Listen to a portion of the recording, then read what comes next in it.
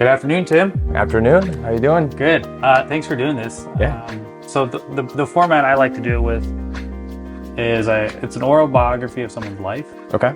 and then we get into, for you, your career. Okay. And then we don't. I know you're under some NDAs and stuff, but maybe more broad terms about just your line of work. I don't expect it to be too long because you're not super old. I sat down with an 80-year-old and hers was over 3 hours. She had a lot to talk about. Wow, that's crazy though. She had like 3 divorces and she had a career 50 years. Did she talk about all of those divorces? We did go into that. Just why and how and all that good stuff. You seem fairly young, so I don't know if you'll have that much life history. I've got one divorce, so yeah, I can get into that, I guess. But yeah, it's just I enjoy meeting people and hearing their life story, and then if they have a career that is interesting, I like to get into that and just expand my own understanding of whatever that topic is, both selfishly because I have kids myself and wanting to be able to expose them to different things, because I only have limited knowledge in one area. Yeah. And then and also for like the goal is over time I'm going to have a whole catalog of all these different types of people with their different types of work, and so that part of when you're young, there's a lot you don't know. Right. And so it's like, if someone comes across my channel, oh, this is what it was like to be a plumber, or this is what it was like to be whatever. Right. Right. Like, I was in a sauna a few months ago and I met a guy who was in construction, and he was in his 70s. He'd retired at that point, and I was just having a conversation with him, and he was like, because he's part of the union, so it tracked his hours. He said some outrageous number, like, I don't know, 80,000 hours. And he's like, I enjoyed every hour of it. And it's like, how often do you meet someone that's like, can say they enjoyed every hour they worked? Right. Where nowadays most people hate their job. Right. So let's just start with you. Let's start what you were like as a child and how you got into your current path. And I'd love to talk about just cybersecurity and how. Not that the average person has to worry about, but what can the average person do to be better about it, or be more conscious about it? Absolutely. And we'll go from there. Okay. Sure. Yeah. So very start. Maybe I'll actually start before I was born. But my parents they met in college, like in Wheaton, Illinois. So there's like a little Christian university there called Wheaton University. Or Wheaton College, and that's where they met. Got married like right after they graduated. You know who you look like? Who do I look like? The guy from Princess Bride. Oh, really? Yeah. Yeah, I can kind of see that a little bit. I forget his name, but I can't remember what the actor's name is. He looks like that guy. I got Alexander Skarsgård a couple times. I got one last night actually, which I'm very flattered by that one too. And then somebody said, what's the I'm not going to remember it. Like some really old actor. But anyway, yeah. Apparently having blonde hair and being tall and white, like you look like a lot of people. So yeah. That's funny. I might have gotten that one before too. What was his name? William in the show, I think, in the movie. Yeah. But so my dad graduated pre-med. So then he started doing his medical school. And they had to move around, not just for the medical school, but also for his residency and for his fellowship that he did. So like, you might have already had an episode with a doctor and they might have told you all about like the whole like residency and fellowship phases. But no, that'd be fun. Well, I mean, I won't exactly get it right, I'm sure, because I didn't live through it. But it affected your childhood. Oh, for sure. Well, I wasn't, so I guess I'll get to that, but so basically the way it works is it's kind of like med school is like graduate school, right? Kind of analogous, where you're just going on and you're getting a little bit more in-depth training to be a full-time doctor. And then the residency is kind of like all of that applied in the real world. So you're learning how to work with patients, you're working with real people, people's lives are kind of in your hands. Right. You probably have the worst hours, honestly. Like everybody just kind of gets dumped on. Can I swear during this also? Like, do you? It doesn't. I personally don't care. I think if. But if you're going to show your kids, then probably. I mean, they'll watch it when they're older. I don't. I think if there's a lot, YouTube's kind of like. It's more YouTube than. Okay. All right, I'll keep it to a minimum then.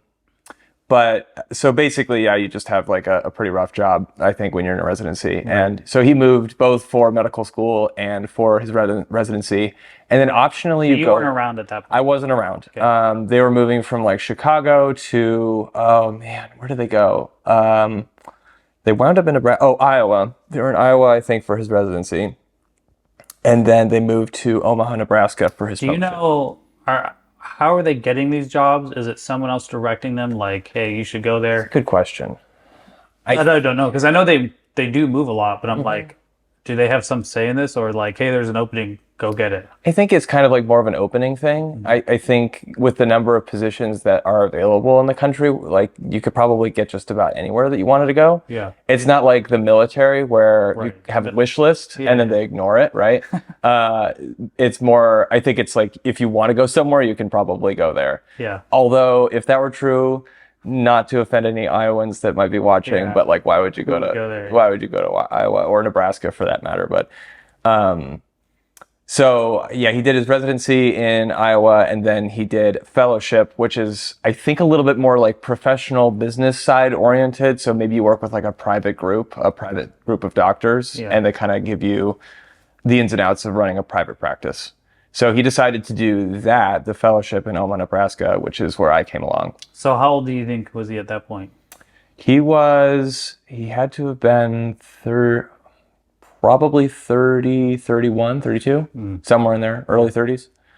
Did your mom work during that time? Were you the first? Yeah, she was working, she was a public school teacher and mostly taught English. I think that's it, probably some German in there too. I know she subbed for classes too. She was always a very well-rounded kind of educator. Do you know German? Ein bisschen, a little bit, yeah. So she learned it, but she didn't really. She had a minor in German and like spent a lot of time in Germany with like an exchange family that she met there. She actually would remain kind of close to them for a while, which was funny. But yeah, so she was kind of fluent and would just sort of speak it whenever she got the opportunity to. But so yeah, so I was born in Omaha after my two older sisters. They were both born in Iowa. And I don't remember much of Nebraska, honestly. The only thing I think I remember from Nebraska is being stung by a bee when I was on a swing.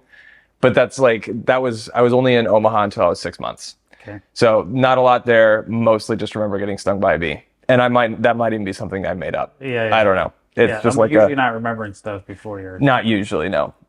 So maybe it was traumatic enough that I did, or the picture. yeah, maybe somebody told me I got stung by a bee once in Omaha, and I just filled in all the blanks. Yeah.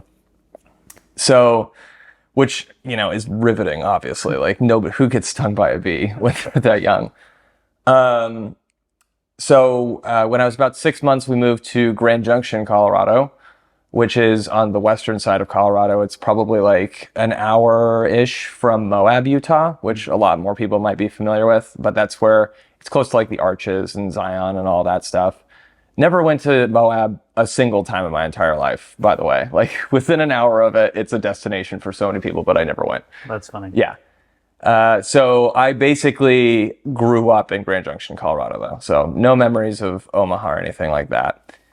And, as a kid, I think we lived like, in suburbia. It was, if we're talking about when I first moved there, it would have been 1995. Well, at that point, your parents were probably making pretty good money. Yeah. So he moved. Salary. Yeah. Middle, upper class. Right. So he had taken a position. He met somebody who was his partner for his entire career and was invited to go and start the private practice. He went into gastroenterology, which is basically doing upper and lower endoscopies, basically checking for colon cancer, or, if you have like Barrett's disease is like something that's common in your throat, doing those kinds of things. Obviously a lot more than that, but I'm curious, when you were a kid, did he, when he came home, talk to you about some of the cases he had, or if he...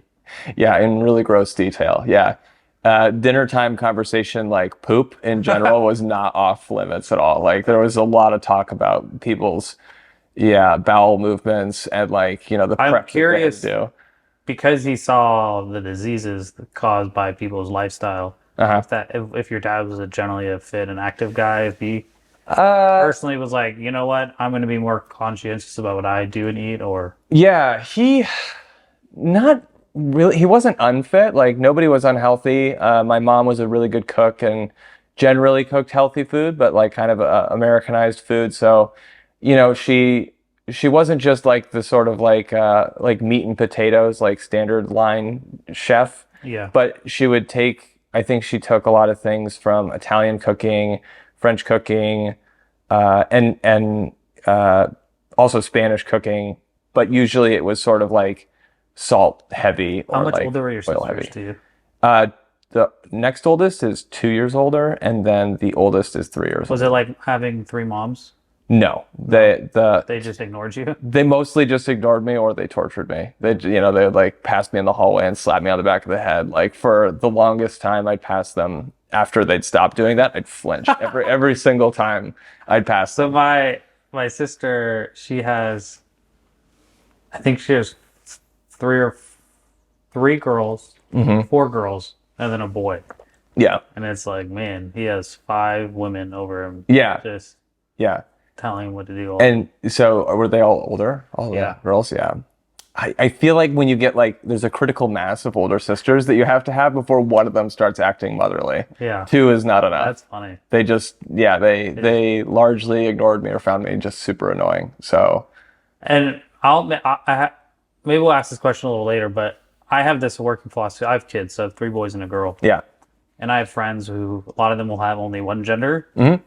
And I listen to a lot of podcasts, and this one guy was talking about how like he didn't have sisters growing up, so he found them more intriguing or confusing. Yeah. Where versus if you have a sister in your life, if you're a guy and you're attracted to girls, I think whether you had a sister or not, you'll probably still like them, but Right. maybe they're less intriguing. I'm curious Yeah. as you got older if you It's that like affected my perspective on perspective, but were you more comfortable with girls and I do want to talk about the homeschool part as well, but because that factors in too. I think that has a big role to play in my answer. I would say that like women to me outside of my sisters were like totally just mysterious. so And, still like, it didn't help really. not really, no, because Okay. I didn't go. I think maybe it would have helped if I had been like socially involved with my sisters, like if I had gone and hung out with their friends, or Yeah. if I was like included at all in that. But that didn't really happen. So everything was actually, it was almost like everything happened behind a closed door when it came to girls. So it was just Did as you guys mysterious have to me. meals together and do family functions together, but Yeah. they still just saw you as the annoying little brother? Mostly. I mean, they weren't always terrible. I don't mean to make it sound like they were like rude gonna listen all the and be like, They're "We gonna weren't be like, that we were bad." actually not that bad. Yeah.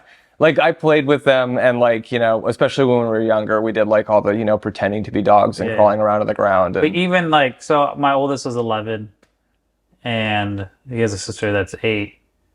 I'm hoping as they get older, they'll learn to love and appreciate each other more. Yeah. That's just a parent's dream, but we definitely do things as a family, but good. yeah, maybe we'll hit that more, but let's talk about being homeschooled Yeah. and how that made you feel. Did you wish you weren't, or I mean, your mom taught in public school, so Right. that's an interesting decision. Right. Yeah. Well, I think as far as the decision is concerned, I think that they felt like they would get more value with her background as a teacher. They'd almost kind of get more bang for their buck if she just kind of taught us. And like, it was sort of like we had her All own. three of you were All homeschooled? three of us. Yeah. At the same time, which was a lot for her. My wife's doing 4 kids. Yeah. That's a lot of work. Yeah. And it's exhausting because, I don't know. It can be really exhausting for sure. Cause like my dad would obviously leave, for work, kind of that traditional dynamic Yeah, of he's he goes gone away. a lot. Yeah, gone a lot. And he also was on call as a doctor. So, he'd have to like leave for dinner. I think in the beginning he had to go to a lot more conferences and, be away. So yeah, a lot of things fell on her shoulders. But in general, I think they just felt like she could teach just as well as anybody in public school could teach, because she had been an educator Yeah. before. So that's why they decided to do that. As far as my take on it, it felt really normal, especially when I was younger. It Were felt, you part of a church when you were younger? yeah. So it was like a very tight-knit religious community. And it was also What denomination? Protestant. So I don't know exactly, not like Baptist, or I guess it would be Presbyterian. I don't honestly know what the difference between any of them are anymore. But so the church community kind of bled into the like homeschool community, especially in Grand Junction. There's like a really big population of homeschooled people. Yeah. So that kind of helps actually, because then you're not the only homeschooled kid and everybody else is going to public school. There were obviously a bunch of public schools in my city, but not so, it wasn't such an imbalance that I felt like I was the only person that was like homeschooled. So you knew a lot of other homeschool. I knew a lot of other homeschooled people. We did co-ops where, you know, other kids' moms would teach different courses. And it was kind of like a public school format. So in middle school, did you show aptitude for the career that you're in now? Or were you thinking you're going to become a doctor? I'm curious. My dad always told us not to become doctors because he hated being away from his family so much. So why did you become one? That's a great question. I think he would say it was a mistake now. Really? I mean, I don't think he Yeah, no regrets one's his ever going to career, be like, yeah, my whole life was a waste, but no. if I would have known the options or the Right. costs, maybe I would have chosen differently. Yeah, I think just not knowing maybe how much he would have to be away from his family really kind of weared on him after a long time. So that he told us, don't go into the medical profession whatsoever. Interesting. But Some nationalities are like, you have to get in the medical field, Yeah. Indians and stuff like that, yeah, yep, because they don't really care as much about family life balance. right. You could just go for it. Yeah. That's fine. Which, I mean, even if somebody tells you to go more for the family life balance, but you see something different, which was like very career oriented, Right. then it still kind of is a little bit more powerful to follow what you've seen done a little bit. Yeah. So I think that's affected me a little bit in how I kind of think about where my priorities are, even though I don't have a family. But if I, you know, it's the same thing for like social life and just anything outside of work. Yeah. Work is almost like the most important thing somewhere in me by default. Yeah. But so as far as like aptitude, like I feel like I didn't really display any, well, I didn't even really know computer science was honestly a thing Yeah, that until wasn't really big back it then. wasn't like a term. Yeah. Like nobody really talked about it. I did like math. And I remember distinctly one time, like I initially started out hating math. And because I had all this homework for it from my mom, and I was like, I don't want to do this. This takes forever. And she was like, well, you know, if you just do a bunch of the coursework now, then you don't have to do any of it later. And then I remember spending the rest of that day and that night just like getting through all the homework assignments I was going to have. Yeah. And I was like, That's oh, the one thing in homeschool. You can go faster if you want to. right. You're not stuck with like what everybody else is learning or doing that day. You can kind of just be like, well, if I get that, I can go on to the next thing. So I think that's where I kind of started to get a grasp for like, oh, I kind of like this kind of stuff. Also, I sucked at biology. So even if I was interested in going into like a medical field, like it would have never happened. Yeah, one of my friends growing up, his dad was really smart. Yeah. And he was a doctor. And he wasn't just like a normal, like, there's some doctors that are head and shoulders above the other doctors. Yeah. That was that guy. Uh-huh.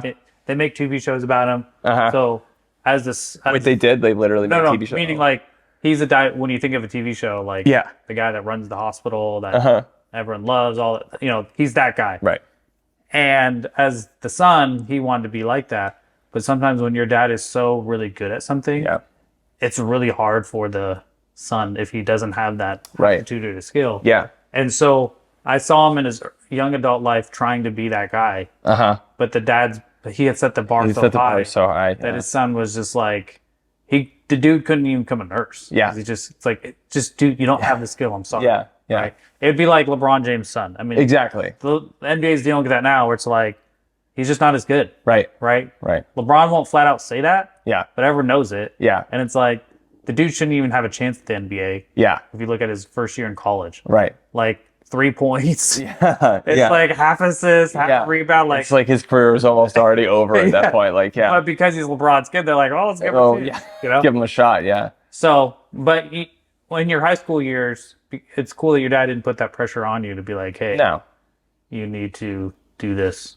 No, not at all. They definitely put pressure on us to figure out, I think, what we wanted to do strongly before we went off to college. They always said, like, if you come home after college, then we've failed in some way, which is kind of a strong statement. Yeah. I make joking statements with my kids, but I know, like, they don't necessarily like. I joke with my boys, "You're out at 18," Yeah. That's basically. but my daughter can stay. And they're like, "How's that fair?" She's a girl. But I also have to make sure, like, I follow up with those statements. Like, I don't need you to be 30 and living here. Yeah. But so yeah, there's as a parent, sometimes when you make a say something jokingly, they don't understand the nuance of like joke versus not a joke. Right. But Yeah. But so I think anyway, going back to math, I guess like that was the first thing, and then so I was homeschooled until I was about I think a sophomore in high school.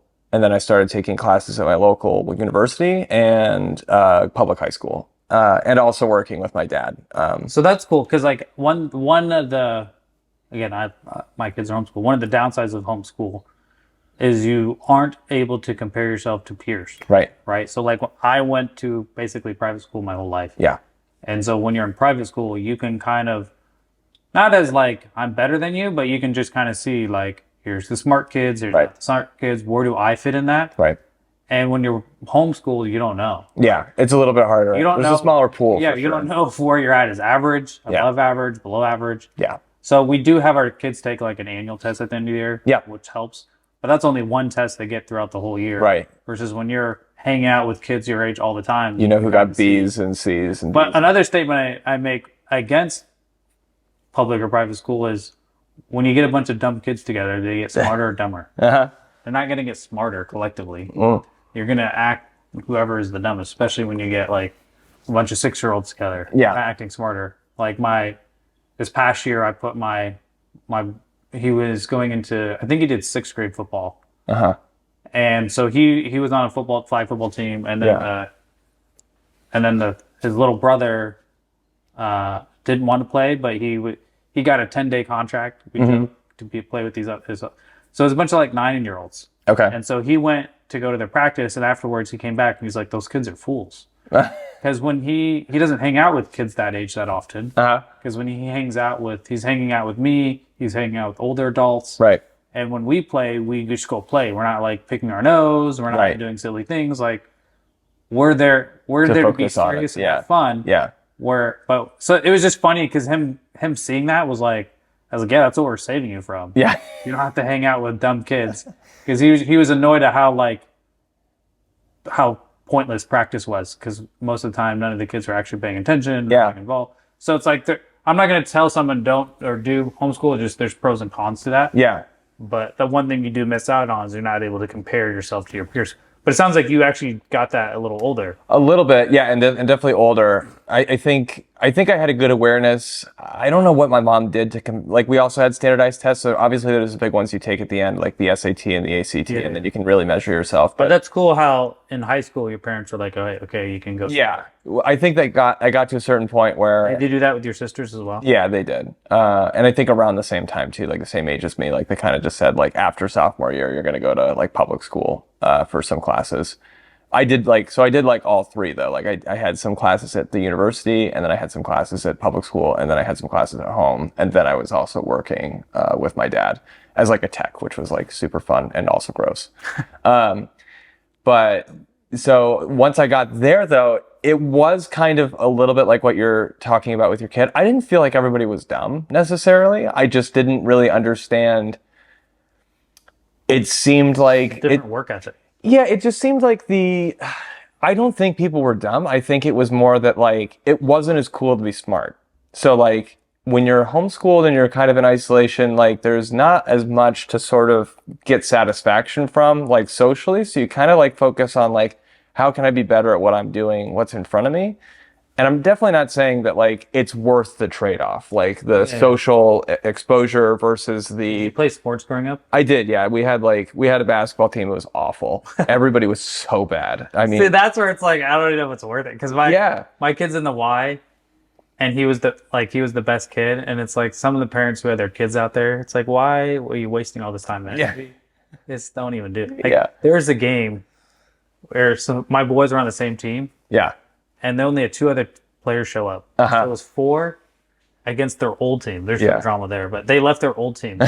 Some drama. The old team had too many players on it. And so I went and talked to this is all at the Y, so it's not like that competitive. But I was like, hey, can you find me another team with less players? You're like, actually, I coach a team, and he used to play like D2 basketball. Okay. Like he actually knew what he He was knew what doing. he's doing, yeah. So I was like, all right, let's join that team. So super fun. So 4 against like 10. Obviously, didn't have all 10 on the floor at the Right. time. Yeah. But they beat their old team just with 4 dudes. Just with 4 'cause it was dudes. by 2 boys who did all the work, and then the other 2 that just like Just pass it. Just Just get the ball and pass it. But so that was super fun for them because it's like that's like if you're actually a decent player, Yeah. if you could just tell everyone else like we actually didn't want the other kids to show up. Yeah. It's like at least then my boys could do everything. Yeah. And they did because they averaged like I record all the game. They had a ton of fun because it was all about whatever they want to do, and they would just go. They beat every team by like at least 20 points. They just go out there and crush them. Wow. Because they had 2 kids, my 2 boys, and they would just beat everyone. That's crazy. It was a lot of fun. Wow. But I think about these parents, it's like, if your kid has no aptitude for it and they're not that good, Yeah. what are we doing?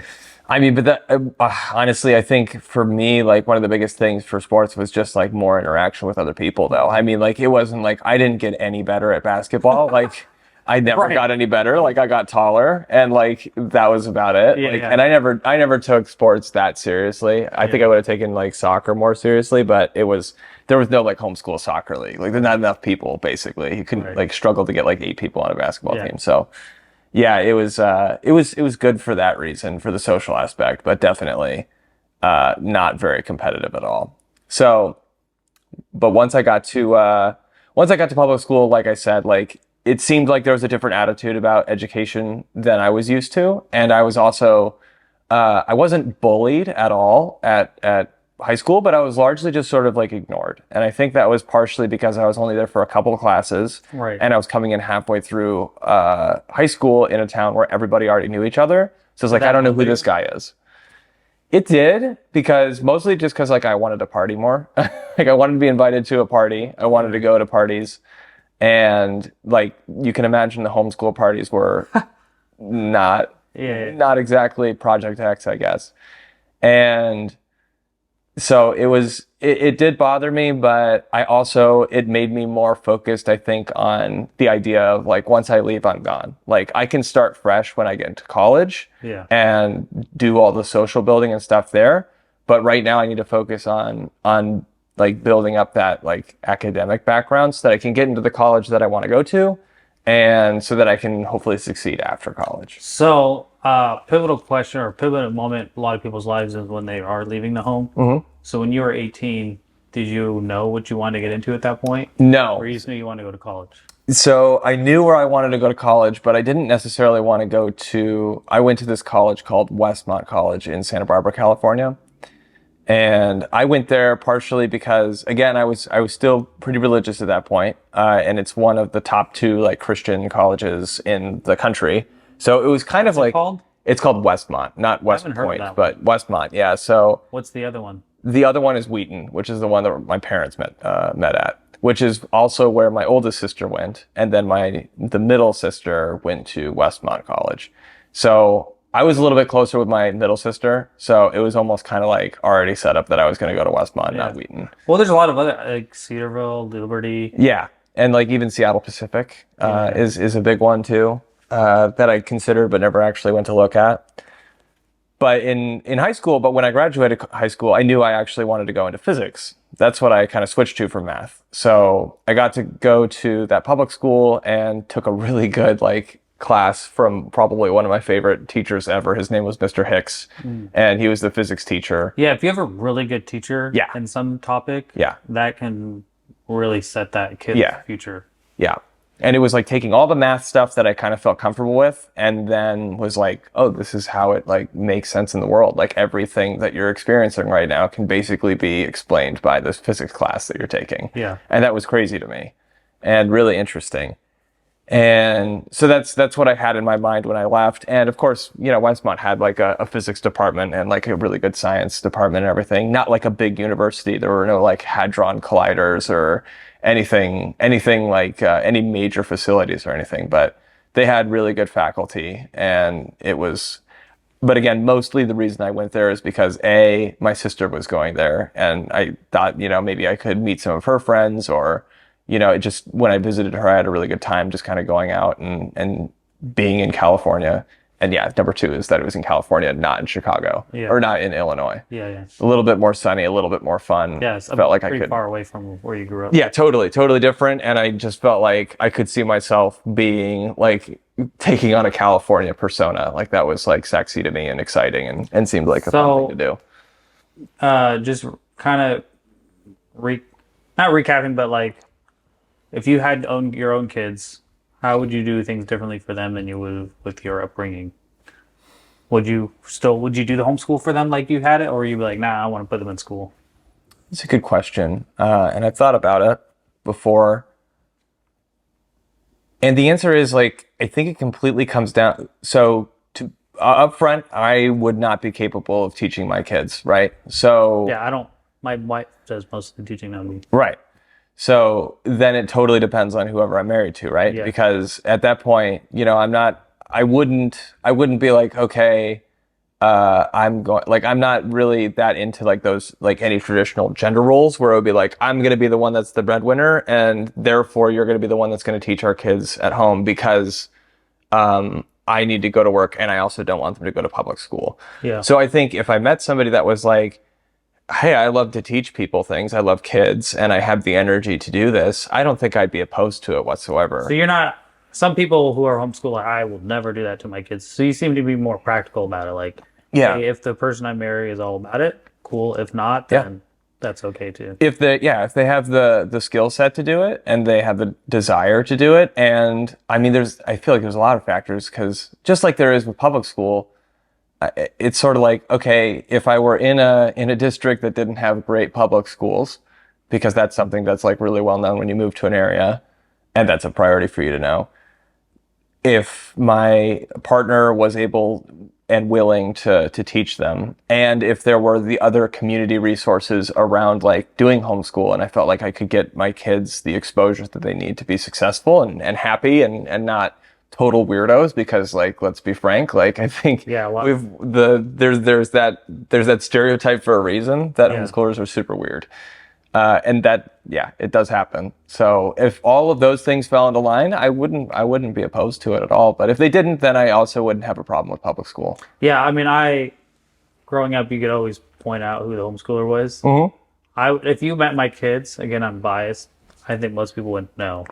Yeah. That my kids were, because they're like normal. Which is probably a point of pride for them. I mean, it was for me. Like whenever I told a lot of times even just their clothes, you could be like jean shorts tucked in, white tennis shoes. You're like, bro, can you? You could have definitely picked me out then. I had like I went through this phase of wearing like plaid skater shorts and like panda shirts. I was just obsessed with wearing panda shirts. You don't have that social feedback to be like, girls are gonna be like, hey, that's awful. Yeah, what are you doing? Yeah. I did have one harsh, like you don't get those instructive moments. Did you date in high school? So again, coming from like the really religious background, there was courting. Yeah. Like the whole like purity ring and the purity rings, they were around, but like I don't think maybe the girls took it pretty seriously, but I never really thought about a purity ring type thing very often. But so courting was a thing, which basically, for anybody that doesn't know what courting is, it's like you basically have to meet and date their parents almost more first before you're allowed to go and take them 16, on a... I'm not trying to do all that. Right. Well, yeah. I mean, I was trying to do that. Like, I mean, there was a girl that I was trying to date / court for, I don't know, over a year. And it's actually kind of a messed up system of trying to get to know somebody, because the parents can really take advantage of that if they're super controlling. Right. And they can kind of like, I got strung along by this girl's mom, basically. You're like, look, I'm not trying to marry you, girl. No, I'm not trying to marry you, but like you're telling me all these things that maybe if you did this, then she'd like you more. And I'm like talking to her over Facebook. It was weird. Like, I mean, it was like a Facebook exchange that went on for a long time. And like, you're like having a relationship with this grown woman. Pretty much, yeah. And like, I knew more about her than I did about her daughter, or I only knew things about her daughter through her. And religious sex can get into weird, just some weird practices. Yeah. And it sometimes an outsider's like, that doesn't even like, that's weird. Yeah. You're daughter's friend shouldn't have that kind of relationship with you as a Right. grown woman. Right. No, it was. But they do it in the name of, oh, we're trying to protect our child. Yeah. But it's like, well, why don't you let your child just hang out with other children, and hopefully you did a good job instilling good principles in them. Right. And they'll make their own decisions. Yeah. Yeah. And if they make a mistake, then they'll probably learn from that. Yeah. But so no, I mean, the short answer is no, I didn't date anybody Okay. So when I was in high school. now you're in college, first year. What's that year like now that you're gone? Oh, the best of my life. I mean, it was just amazing. Like the volume of people and exposure to people, and I could just be whoever I wanted. Like I wasn't like I didn't have this, weird. I just felt like I was completely given a fresh start when I got to college, and I had this opportunity to just dive into any relationships that I wanted, whether friendships or sexual or whatever it was. I was way more free than I had been in Grand Junction, and I didn't have anybody watching what I was doing, really. I mean, the school to some degree, I guess, but like School really doesn't care. the school doesn't have like eyes everywhere and isn't like, trying to be, so, I mean, maybe at Wheaton it would have been a little bit more like that, but Westmont was a little bit more liberal and kind of allowed students to kind of explore and do whatever they wanted to do, just by nature of where it was, I guess. But so that was like one of the best years of my life because I was just like, just felt this total freedom, totally forgot about schoolwork, all that stuff that I said about like being academically focused because that was the only thing. Then I had the other thing and I was like, I just like ran after that. And first semester grades were so bad.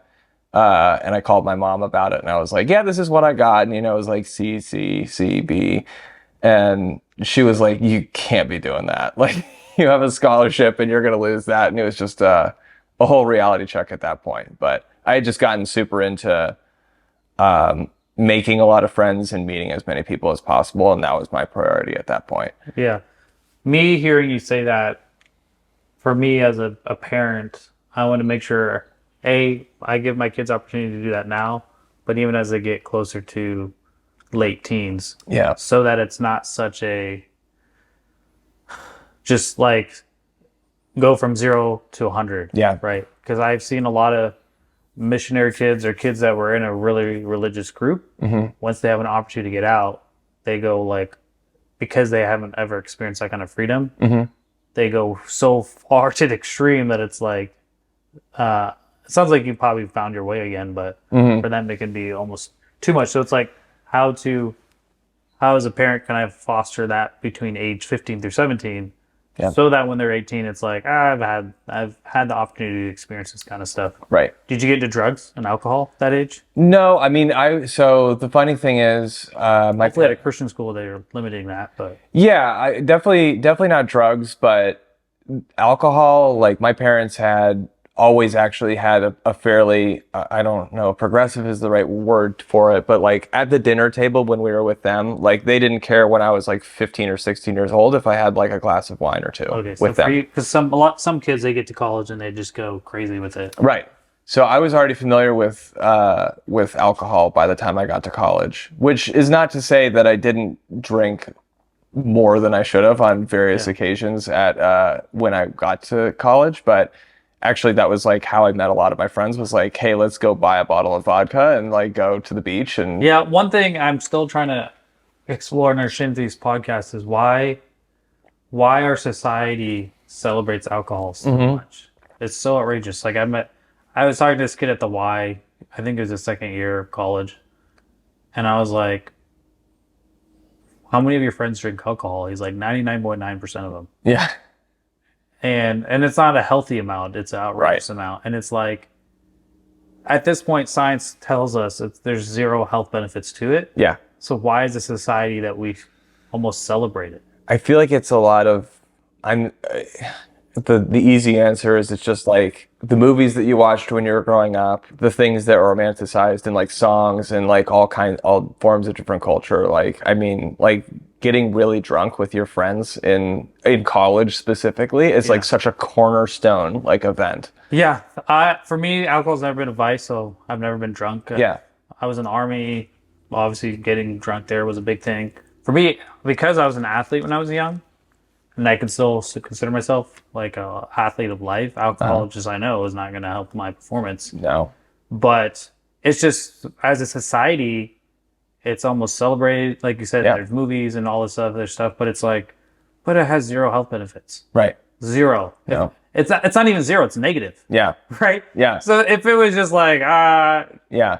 zero, then it's like, all right, cool. But because there's so many negative benefits, it's like, and then what if you're that guy that becomes an alcoholic and then you ruin the next 40 years of your life? Right. Because I've done podcasts with people like that. Yeah. And so I'm still just like, how is it that we, as a society, still, you think we'd want to protect our young people from that? Yeah.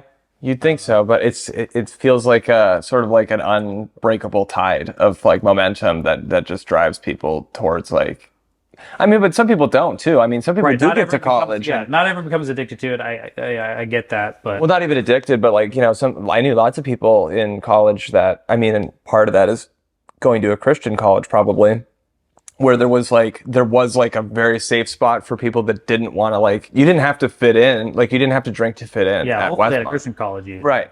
You could not do that I imagine at a bigger university, maybe that would be weirder. Like if you just didn't drink at all. Or if you were just like, well, I'm not going to drink until I'm 21. But imagine if they made something healthy like a good thing. Yeah. But like, why is it alcohol? Why? Why can't we make like fitness? Well, I mean, I good think thing. fitness is a good thing. Like it's seen as a but good not thing. to the extent that alcohol is. Yeah. Well, but everybody kind of wants to be the jock. So though, like right? that the kid I met at the Y, 18 or 19. Yeah. Do you think 100% of his friends work out? 100% of the people at the school exercise? No. No, that's what I'm saying. Yeah. It's like, well, that's what I'm saying. 100%, 99% of people are drink drinking. alcohol. Yeah. But then how do we get it so 99% of the kids believe in fitness? Right.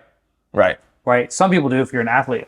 I think where we're getting today as a society, it's we're having if you're not an athlete, you're not in shape anymore. Right. Where before, there's a lot of people that weren't overweight, but they weren't extreme athletes. Right. We had a lot of average just Yeah. weight people. Yep. But now it's just like one or the other. Yeah. And it's like the Yeah. people who overweight, like, I don't want to have a six pack. And the people who have six packs are like, I would never want to. Yeah. And then it's like, no, we still got to like, you don't have to be this extreme athlete to be Right. fit, but we're just losing that middle ground. Yeah. And college is a place where it's like, hey, just to be a healthy, functioning human being, Yeah. if we could celebrate just exercising, Yeah. right? Yeah. Even if you're not an athlete, on Yeah. a sports team. Yeah.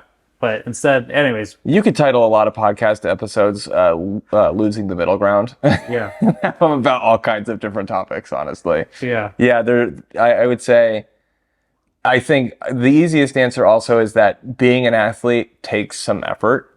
And drinking does not take any effort. I mean, it takes some money, but like, that's about it. Like, and people are good at finding, different people are good at finding enough money to go, round up a bottle just of this something. weekend, like the reason why I know they can do something about it because they did that with cigarettes. Yeah. So they as a culture, society, we basically shamed cigarettes so much that we took it out of society. Yeah, kind of. But what was interesting lately, I've been seeing movies and TV shows bringing it back in. Uh-huh.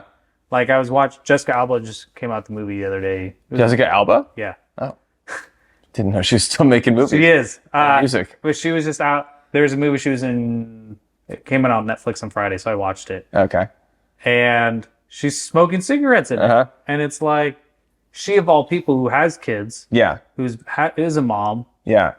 And so it's interesting that they're bringing it back into movies because now what? Other kids are going to see that and they're like, oh, she's beautiful. Provided they think Jessica Alba is cool, because like that's more of like our generation's thing. Like the younger kids, like, who's Jessica Alba? Well, even if they don't even know who she is, they'll just see, oh, here's this woman who's grieving the loss of her dad, smoking a cigarette and getting drunk, Right. having meaningless sex. Yeah. And so they took the cigarette out for several years, if not decades. 'Cause Right. as a society, we're like, this is bad for you. Yeah. Right. Like I just talked to this 83-year-old. I'm going to do a podcast with him. And he's like, yeah, as I get older, I start losing friends. I'm going to funerals all the time. And I was like, how many friends did you lose in their like 40s and 50s and 60s? And he's like, a lot. And most of it because they smoke cigarettes. Right. Right. And so as a culture, we've been able to be like, Now, if you do it, Yeah. you actively know you're harming yourself. Yeah. But I don't know if we've associated that to alcohol. Right. If it's enough stigma for people. I mean, they've brought back vaping. Right. There's just not enough negative stigma towards alcohol. It'd be like, Yeah. hey, it won't kill you today, but that it's going to cause liver damage. Yeah. And then when you're 40, you're going to be like, why did I do all that? Right. Anyways, No, I mean, it's a good point. I don't know. I don't know why we can't do the same thing. I mean, the dark answer is like, I don't know, industry doesn't want Right. that to happen, but like, I don't think big tobacco really wanted cigarettes to go out of fashion either. So it worked there. It didn't work for alcohol, I guess. I don't really know what the answer is, but yeah. So, I mean, alcohol, I drank some of it during college.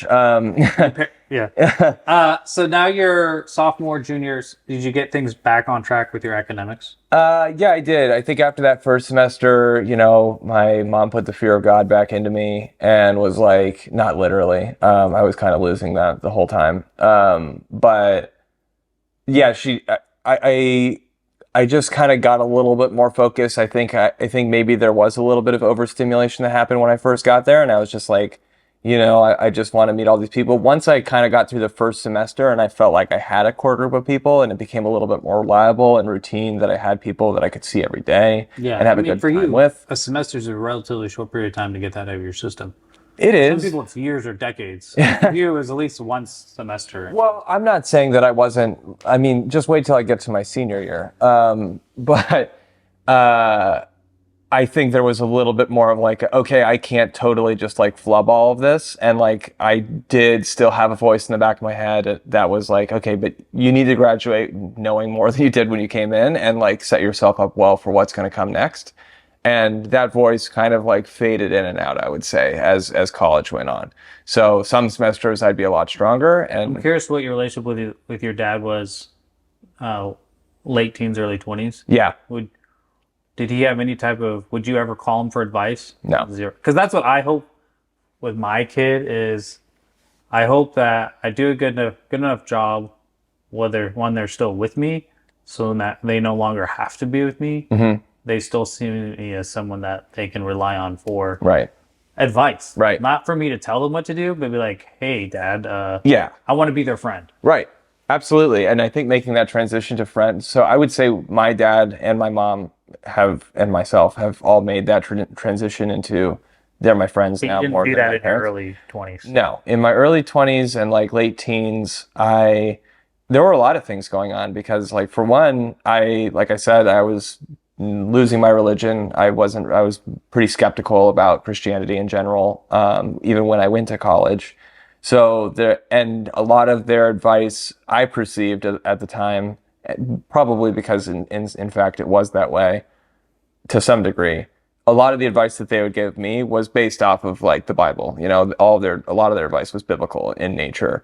And once I started questioning that, I started questioning like your advice is coming from this place. I wish you would just kind of talk to me on a human to human level. Like, hey, I did this thing one time and it was stupid and I learned this from that. And it wasn't so much that, it was, you shouldn't do that because this verse or, this interpretation of this verse says that, you shouldn't do that. Yeah. So I just started becoming, I just wanted to explore and kind of find out like my own morality in a way. Like I wanted to figure out like, okay, I've been told that, premarital sex is bad and drinking alcohol is bad and whatever else it was that like I was just curious about and had always kind of been a forbidden fruit. Again, not really alcohol, but that was a little different, but I wanted to sort of like eschew everything that they had told me and figure out for myself like, well, what does feel right? Because for some reason had like a confidence and still have the confidence that maybe people are like inherently good. And therefore I should be able to figure out like what, like by listening to myself, what is good and what's bad a little bit more through experience rather than just sort of taking somebody else's word for it. So I didn't really call them a lot for advice. I also didn't call them because I thought they'd be upset. Like if I was like honest with where I was at with all kinds of things, I thought it would be more stressful and it would be more phone calls and maybe like I don't think I really was afraid of them necessarily, but I I was very selfish. I should also say that. I was very selfish and I wanted to focus on what I wanted to focus on. And that didn't include phone calls with mom and dad to talk about why I should be changing what I was doing. Yeah. So I didn't call them a whole lot. They didn't really know a whole lot about what was going on. If I did call them, it was usually about like, hey, I got an A on this test or whatever. But it was very like not, hey, I met this girl, or hey, these are my friends, or anything like that. It was kind of very impersonal and sort of like, just so you know, I'm like meeting the marks that I'm supposed to be making, so you don't have to be mad at me for anything like that. Sorry, what's that? I'd say that's probably typical with most parent-child relationships. Yeah. I just hope for a different one for my... Yeah. Because I was the same with my parents. Like, once I left my house when I was 17. Yeah. I went to boarding school my senior year of high school. Right. And basically by then I was completely independent. Yeah. Didn't go to them for any advice for anything. No. I mean, I joined the military and my dad was just like, why? Like, I don't know why. Like, there was no seeking counsel from them when I made that decision. Yeah. Yeah, you were just like, I'm going to do this. Yeah. Yeah. So I don't think, I didn't rely on them a whole lot. I kind of just, I think I was just discovering what made me tick and trying to figure How out. old are you now? 30. 30. Yeah. Yeah, let's get to your senior year. I have other questions I'll ask in regards to young adults today. Yeah. By... Have you been divorced? Yeah, I have. Have you been bankrupt yet? No, I've not been bankrupt yet. Let's see. So junior year was a big year for me. And I'll tell you a funny little story that isn't so funny and not so little. So I did a semester, or I did a summer at Los Alamos National Lab, which is, if you've seen Oppenheimer, that's the laboratory in New Mexico that Everyone knows about the nuclear bomb now. Yeah. So I did actually 2 summers there as a student employee, along with physics, trying to get into nuclear physics and figure out all that stuff, which was a very foundational period in my life, because while I was there, I was doing waveform analysis with this experiment that was called Kainu. None of this is classified. And it was basically, they have a facility there that's called the Lance facility. I don't remember what that stands for, but it's basically a proton beam that goes through a whole different, a bunch of different stages, kind of, where they conduct different tests based off of sort of what's the nature of the beam at that point in the line of the beam. So I had my experiment that I was working on with a group of scientists there was at the very end of the line of the beam, after it makes this right-hand turn and kind of becomes a concentrated, through other collisions that happen along the line of the beam, it becomes a focused beam of just pure neutrons. And we were slamming that into a tungsten, not a tungsten, but a californium, uranium, and plutonium pucks. And this is in college? Yeah, this was in college. Yeah. So this was, my junior summer, and then my senior summer, I went back to the same group. And what we were doing was we were measuring the incident energy of neutrons that were coming off of that californium or plutonium or uranium puck that we were hitting with this neutron beam. So neutrons would break off from that, right? Because it's a super unstable isotope in californium, all those. And then you'd have all this big array of sensors around that were called like liquid scintillator arrays.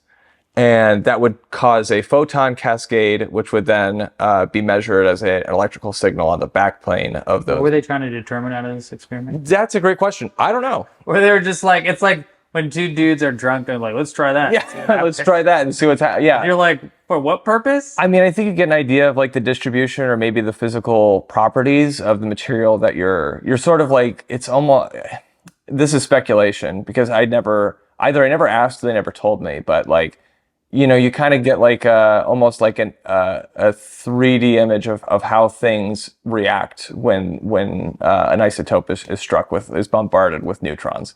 Now, when does that situation occur in the natural world? I don't know. But it was really cool to work on. But all of that To to work say, on something that no one else has really done, that's kind of Yeah. on the cutting edge of something. yeah, definitely. Which is very ironic because like it is cutting edge, but the buildings that we worked in would look like they were straight out of Soviet Russia. Like they were just like these big, like gray, like everything built during the Cold War, right? So, or shortly after the Cold War. So very decrepit, like depressing office buildings that these like world-class scientists are working in. And like this experiment happened in like a shed. Like there was no air conditioning, like there was shielding around, but like they just like put giant like sheets of like lead up every once in a while, and it just felt very haphazard, but it was very cool. And it was kind of cool that it was set up like that.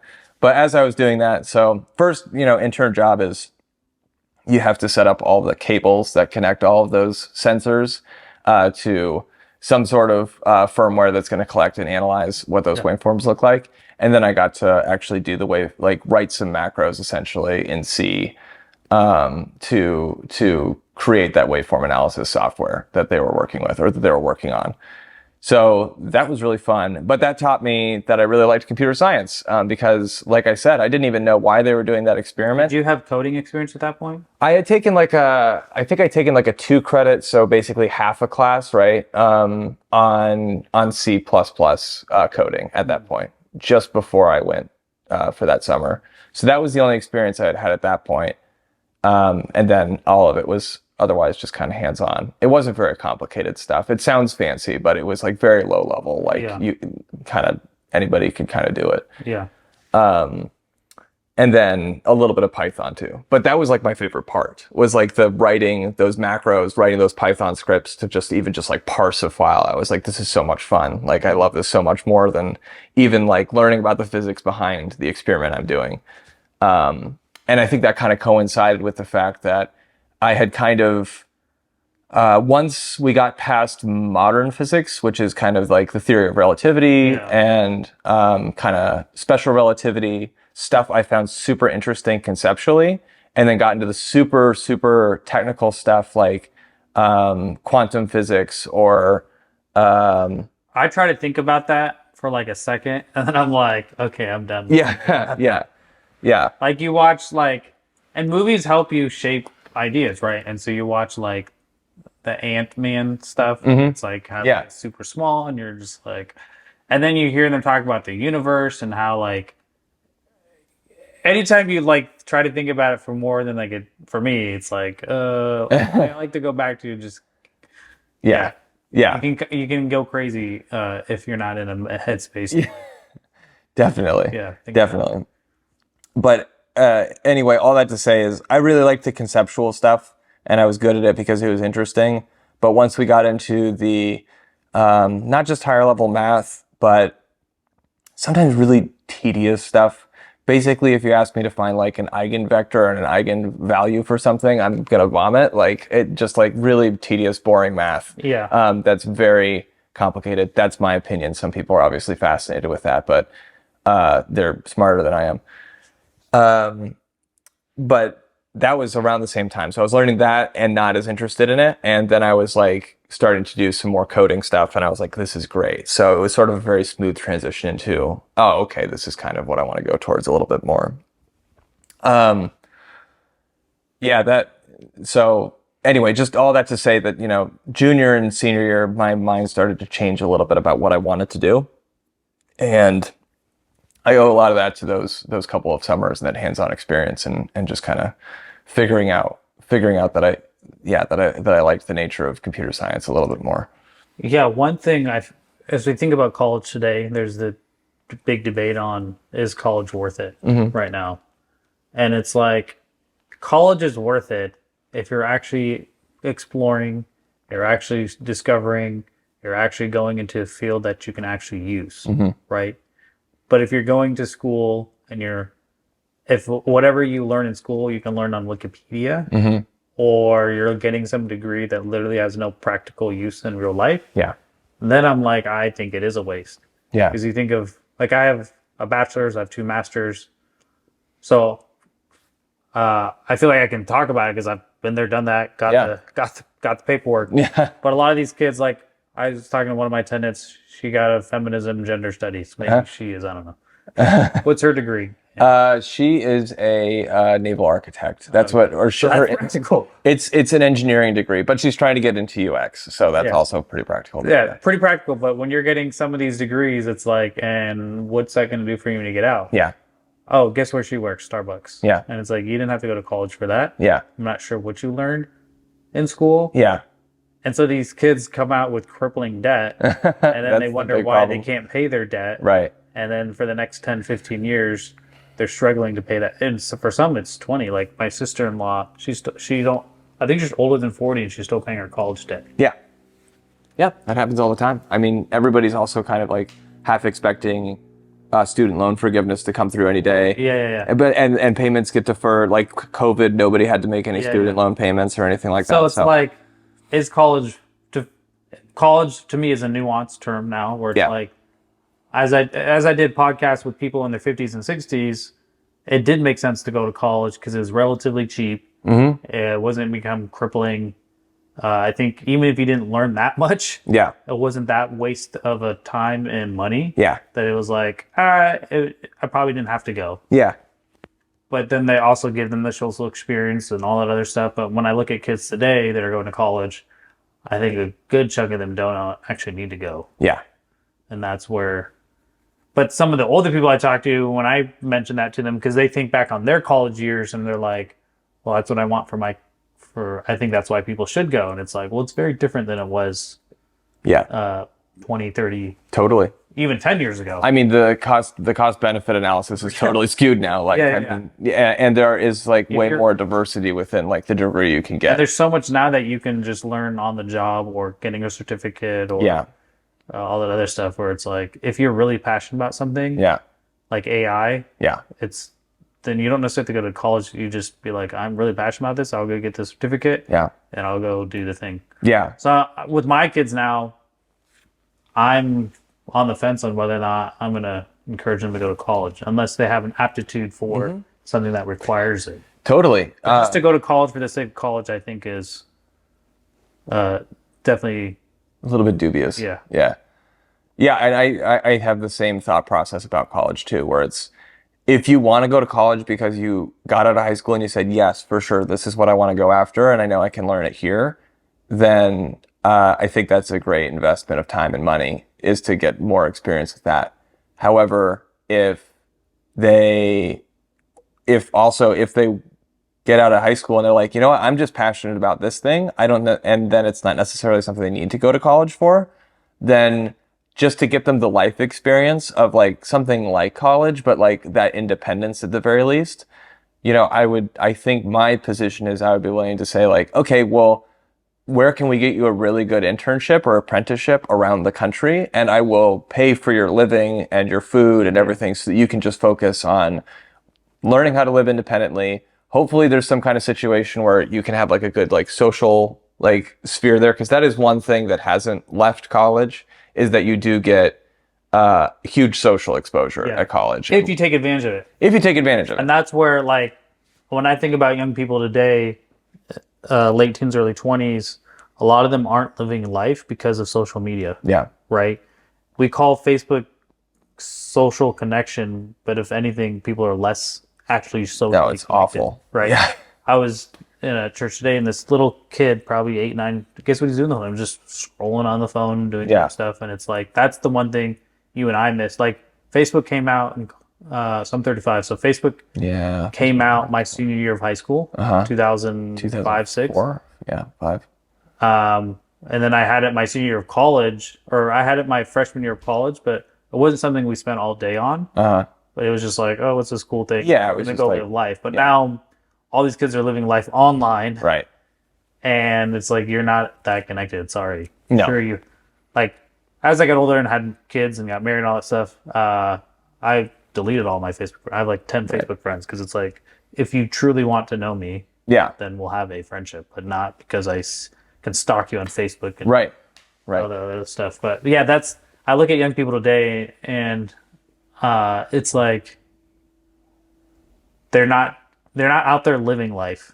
They're out there watching someone else's life, thinking they have the perfect life, or the one thing I think is they're paralyzed by the unknown of the future, Uh-huh.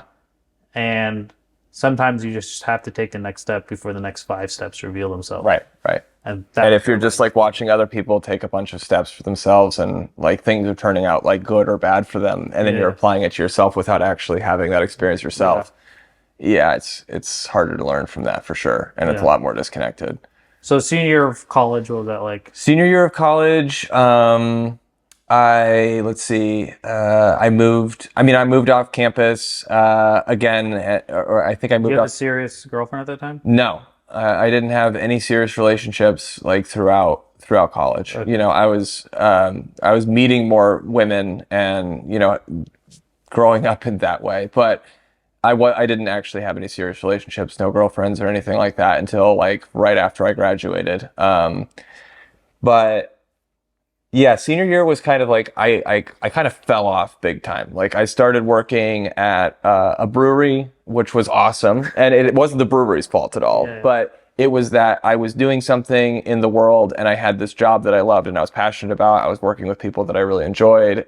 Socially, my life was like awesome. I was just having a great time, and I was kind of like looking at like the brewery and being like, well, this makes me happy. Like maybe I could just become like a brewmaster one day. Like I was just like all over the place. Like, They're like, yeah, well, I mean, they had a nightmare about it. But yeah, I was just sort of, like I said, like that focus on like academia kind of like came and went as I went through college. Like I had some really strong semesters and some not so strong semesters. And by the end of college, I was looking at like, okay, I still graduated with physics BS, and I was on track to do that because I didn't want to switch, which I think is also kind of a problem with college sometimes, is that people don't want to switch when they realize that their original intention was not a good one, or it doesn't fit them. Well, one thing in our society, we don't encourage failure. We look at failure as a bad thing. Yeah, absolutely. Like in sales, I've had Absolutely. sales jobs. Half of sales is being okay with a no and rejection, but we don't. Like in school, if you don't get an A or even B, even B's frowned upon now. Yeah. Almost, right? Where life doesn't operate that way. Life is go, no go. Life is yes, no. Yep. Not A, B, C, D. Yeah. And so one thing I'm trying to do with my kids is normalizing failure, rejection. And that's just not something we do as a society. Which, yeah, it would immensely help with something Failure like is that. just a normal part of life. I mean, it's a necessary part of life. Yeah. If you want to get good at anything, then Any you're great gonna have to inventor be really probably bad had at it for a hundreds, while. if not thousands, of failures to get to that one invention. Absolutely. Yeah. I mean, that's like every single famous Science, right? Every single famous quote from any famous scientists or Especially science. athletes or anything. It's just they like, get it wrong yeah, most of the time. yeah. And they have huge egos and they have to eat that. Like, I mean, scientists have some of the biggest egos in any industry, I think. But they have to be okay with being like, well, actually, they don't have to. There's a lot of famous scientists that just like refuted people until they died, but still did pretty amazing things. But yeah, so I think that mentality of like, don't fail. And it's crazy to think of like, I don't want to do physics anymore. And I saw computer science and like the department was literally right next door. And I saw the computer science majors and I was like, I wish I was a computer science major, but didn't switch because it felt to me like it would be like, oh, well, he couldn't hack it. Right. Like he couldn't keep up with physics. So he just like jumped ship and went over here. Or practically speaking, also probably switching senior year is You probably would have needed to stay an extra. yeah, I'd have to stay an extra semester and kind of at some point it maybe is like more beneficial just to graduate with the degree and then know that you're not actually going to go with that degree, but try and apply as much of it as you can. Yeah. So senior year, because of that, you know, I wasn't super interested in my coursework. I knew I didn't want to get like a PhD, which seemed like almost the only realistic option, unless I wanted to go and teach, which, I'm not really a good teacher. I'm not like patient enough and I'm not, I'm just not, I don't like that organization. I don't like organizing things very much. I'm a very disorganized person, just generally. Yeah. So it didn't appeal to me to go get a PhD or continue down that That's line. also a very timely process. My buddy, who's my age, maybe 36, he finally just got his. He's like, yeah, from when you graduate high school to get your PhD, it's at least a 15-year, Yeah. if not Yeah. more process. It's a ton. It's a Yeah. ton of time and a ton of money and a ton of time where you're still kind of just like It's funny. He training has for his something. PhD now, and he makes almost nothing. Yeah. And I was just like, wow. Yeah, yeah. No, I mean, you can get to the very edge in some industries and make absolutely nothing, which is crazy. But I mean, Yeah, his is in some. He studied some random plant yeah, from the. I'm just like, just knows the most about that. yeah, I was like, plant. that's Yeah. cool. Cool. Yeah, I mean, yeah, that works. So you graduate college, then what? Graduated college, and then tried to get a couple jobs actually in the same town that I grew up in because, okay, well, actually, so I was going to, well, let me see how I can fit this in because it's actually kind of a funny story and it tells you a little bit about like a pivotal moment that was totally arbitrary. But I was really enjoying working at the brewery still, so I was doing that the summer after I graduated and waiting, like starting to put out resumes and trying to figure out like, well, what can I do tomorrow with my physics degree so I can continue to live in this great place that I have all these friends in. So I put some, kind of honestly like half-assed a couple like resumes and job applications. Went to one interview that I did was like 11 rounds of interviewing, and then they said no in the end. It's a lot. And then they hired like somebody that I don't think was the best student in the class exactly, like right after me. And I was like, oh, this is not my industry. Like, I don't want to do this anymore. And then that coincided with one day I was working at the brewery. This old man in like a Cadillac pulled up to the brewery, came in, looked at me, and was like, how old are you? And I was like, 22. And he's like, are you still in school? And I was like, no, I just graduated. He's like, why are you here? And I was like, what do you mean? And he's like, why are you in Santa Barbara? Santa Barbara is a place for college students and people that have retired like me. So you need to go and do something else, and then you can come back and retire here if you really want, which is a very bold thing to say to a stranger. But it actually made a big impression on me, actually. And I was like, yeah, you might be right. I might be kind of like dead-ending myself a little bit. Yeah. So after that happened and after I got rejected by that job after interviewing like 11 times, I had a panic call, probably one of my first panic calls in that entire 4.5 years at that point, to my mom, and was like, I don't know what I'm doing. Like, I don't know what I'm supposed to do with my life. I don't really want to do physics. It's not really working out. I want to do computer science, but like, I don't know how to get started on it. And she pulled out like a hero moment and reached out to her brother, so my uncle. And he knew a guy who used to work at Bell Labs. And if you're not, are you familiar with Bell? They invented like everything. I mean, they were owned by AT&T, and they invented the transistor. So that's, kind of the first CPU kind of fundamentals. Yeah. They obviously were a huge telephone company. They invented so many and patented so many different like amazing technologies that we use today. It's funny because they're not like a household name anymore. They're not really, no, but they're like at the center of so many really cool developments that we made in technology. Did they get bought out by someone, or are they still their own entity? I think they were rolled completely into AT&T. Okay, I don't think I don't think they're around anymore. It was funny because like Verizon and AT&T they all just started buying random companies. Mm-hmm. I worked at Verizon for a little bit, and Verizon bought whole Yahoo. And Yeah. I'm like, what are you gonna do with Yahoo? Yeah. And then they're like a year. They're like, yeah, that was. Yeah, we don't know why we did that. Yeah. And you're like, what do you? It's like because with like some of those companies, they have so much cash flow coming in. Yeah. That they feel like they need to go buy stuff. Yeah. But then most of their purchases are lame. Yeah. And they're like, okay, that was dumb. Yeah. I know. Yeah, some people made some very questionable decisions back in those days, but it could have been an idea. The .com boom was fun. Well, they bought Yahoo like a few years ago. It wasn't a... Oh, was it only a couple years ago? Yeah, well... Didn't somebody else buy Yahoo? 6-7 years ago they bought them. And you were just like, Yahoo's not a thing anymore that anyone cares about. Yeah. It was just funny. Yeah. Because they had bought them when I was working there, and I was like, okay. Where's this going? Yeah. You're a phone company? Yeah. So anyway, he used to work at Bell, and then super smart guy. Started several businesses on his own after that, crazy work ethic.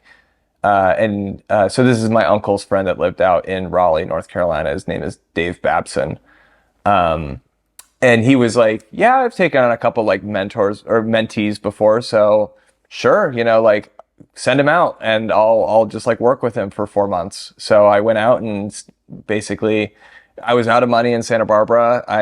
Had no job prospects essentially. And I had this like weird fire in my gut from the random dude that came in to like go out and figure something out, kind of remembering that part of myself that said like, you need to be successful. And so went out there and worked and learned under him, just kind of doing like web app development. So a lot of HTML and CSS, a lot of some SQL experience that he was able to teach me. So that's SQL is a kind of a database querying language.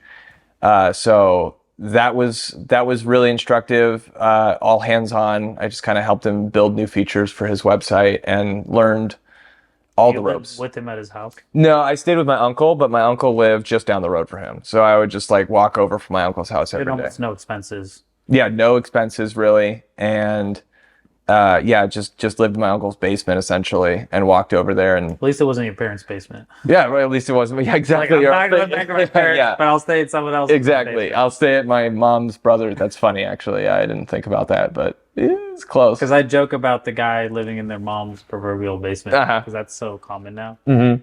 And you've skirted that by living in someone else's just basement. Barely. Yeah, I towed that line a little bit, but so I had no expenses and nothing to do. Like, I mean, I didn't know anybody in Raleigh, North Carolina. So I just worked the whole time, and, had tons of homework from him and, just learned a lot in that time. I was super enthusiastic about it. I wanted to absorb as much as I could from him, before I left. But it was always known that, like, it was an understanding that, like, hey, dude, I'm not going to employ you forever. Like, he was paying me like peanuts. I don't know. I don't even know if I was getting paid. I can't remember. But there's a couple that I was actually listening to her on the way here. There's a couple I really like, Alex and Layla Hermosi. Mm-hmm. And they're like, your youth is about acquiring skills. Yeah. If you're trying to acquire wealth in your youth, you're doing it all wrong. Yeah. Because your youth is when you have the ability to you can always make money later. Yeah. But if you don't get those skills when you're young, it's much harder to pick them up the older you are. Yeah. And someone that is experienced or successful in life is always picking up skills. Yeah. Always, right? Yep. Whether they're 40, 50, 60. So picking up skills should be a lifelong thing, but more so when you're younger. Yeah. Because you know nothing. And right. so you took that, for you, I look at your life and it's like, was it a perfect trajectory of upward? No. But I think other young people can listen to your story and be like, oh, that dude didn't have it all figured out. Because now at 30, we haven't even gotten to the later half of your decade. But 22-year-old self looks at 30-year-old self and is like, oh, I never would have guessed it went that route. No. But some of the things you did do was you took advantage of random opportunities. Mm-hmm. You went and learned skills. And I think that's one thing, if I would admonish to the younger people, is college. I've learned way more out of college than I ever did in college. Yeah, totally. And it's like, you have to continually keep learning. Yes. If you want to continue to get to the next level of whatever it is, even if it's not financial. And so for you humbled yourself. You're like, all right, because you could have been like, I have this degree. Why would I go learn for that guy? And right. I think most people would have that. Right. But for you, you're like, all right, I'm going to pretend I know nothing. Yeah. You didn't have to pretend. I did know nothing. I did know So nothing. I'm going to go humble myself and go learn from this guy. Yeah. And then I'm curious where the next step was. Yeah. Yeah. I mean, just to, poke at something you said there, which was continuous learning. I feel like as far as like within software engineering as an industry, and certainly at the company that I work for, and other companies I've worked for, that mantra of being a continuous learner and constantly. Especially in your field. You have to be a continuous what worked learner. 5 years ago, even probably last year, is probably almost outdated at this point. Yeah, technology landscape is always changing, especially within security. There's always new capabilities that are coming out. And, it's also just one of those things where there almost is never a one-size-fits-all solution to things. Like, generally speaking, yes, but there's always going to be edge cases. And when you're talking about a product, like, the number of edge cases is always going to proliferate. And if you want your product to be the best one, then you have to always be thinking about what the next thing that's coming is and be ready for that. And that means basically being willing to say, I really suck at this. I don't know how it works. And then just going and kind of figuring it out. So even, even more than just like when you're young, learn skills. I would say when you're young, the biggest skill to learn is how to learn, like just how to learn and enjoying that. And not so much because I think you can go too extreme on that end and start being like, oh, okay, I'm just going to learn a little bit about this and a little bit about this and a little bit about this. Into something. How do you go deep into something? The one thing, like one thing I told my wife when we started this homeschool process was, let's make sure they know the basics, like reading, writing, but also that they have the motivation to go learn themselves. Yeah, the self-motivation is huge. I don't know how much is that nature versus nurture. If they see, okay, dad does those things. So that's something I still want to understand more is just like motivation. Can you conjure it up yourself? Is it something within you? Because you don't want to be just externally motivated. You want to be internally motivated. For my boys, they like basketball. Like for me, my thing was I just want my kids to be into fitness. Yeah. I didn't really care what it was. What it looked like. Into something. Yeah. It just so happened that my boys showed some aptitude towards basketball. Right. Which is just a form of fitness. Now they're around other guys that really love basketball. And so when they're around people that only think about basketball, then I take a step back and I say, no, I'm not optimizing them to be better at free throws. I'm optimizing them for actual health. Right. So it's fun when I talk to that guy because he's all about like, I did this one thing so I could jump higher. And I'm like, cool. But again, I want my kids just to be overall healthy. Yeah.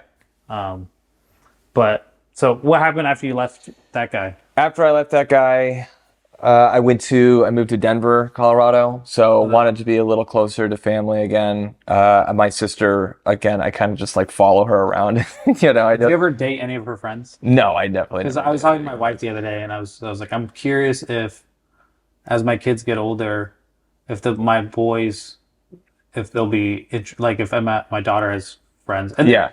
They're a few years younger, but if my boys will be like, oh, who's that? Yeah. I'm curious. But I mean, I feel like that would be more of a thing with like older brothers maybe and younger sisters. Yeah.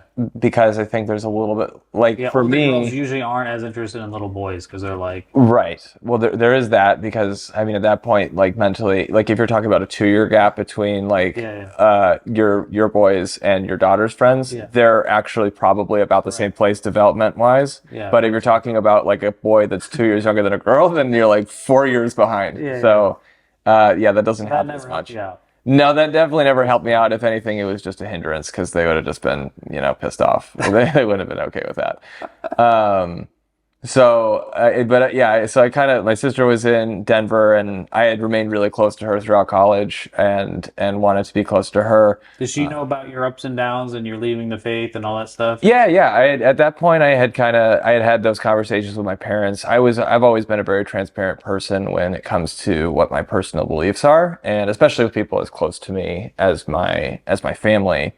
It felt disingenuous to pretend to string them along with something that was so important to them. Yeah.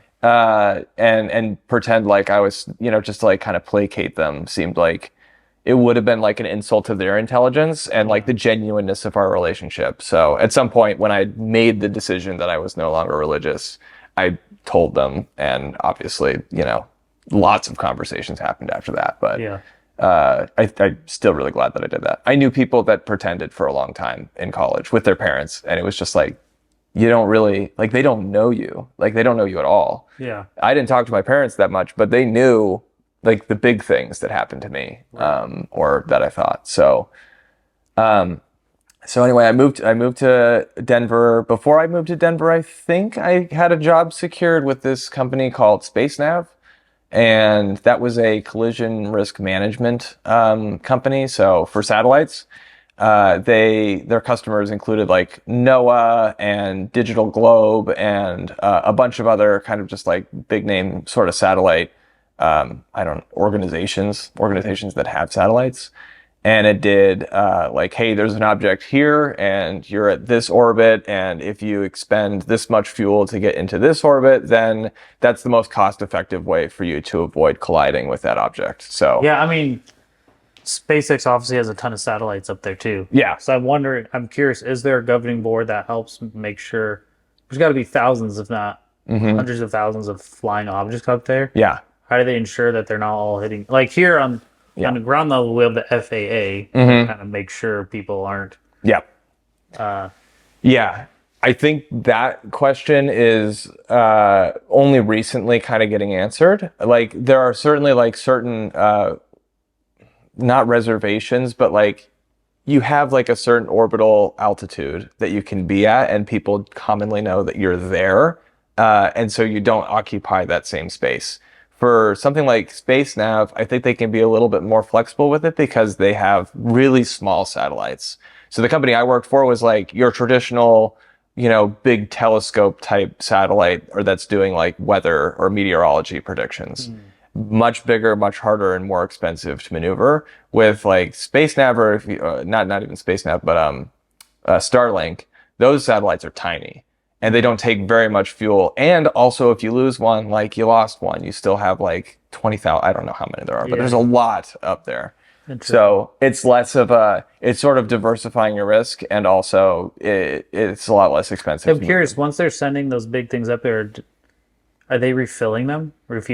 That's a good question. I really don't know. I don't know. I mean, they probably do fuel runs of some kind because they don't come back down. It's not like they're landing them all the time. So yeah, I guess they must send something up there to refuel them. But I don't know. For NOAA, I'm sure they have enough partners to where that's possible. But I don't know what some of the like private. So that's cool. Even out of college, I mean, the jobs that you've done, and we haven't even gotten to it. You're doing jobs that the average person doesn't even think or know about.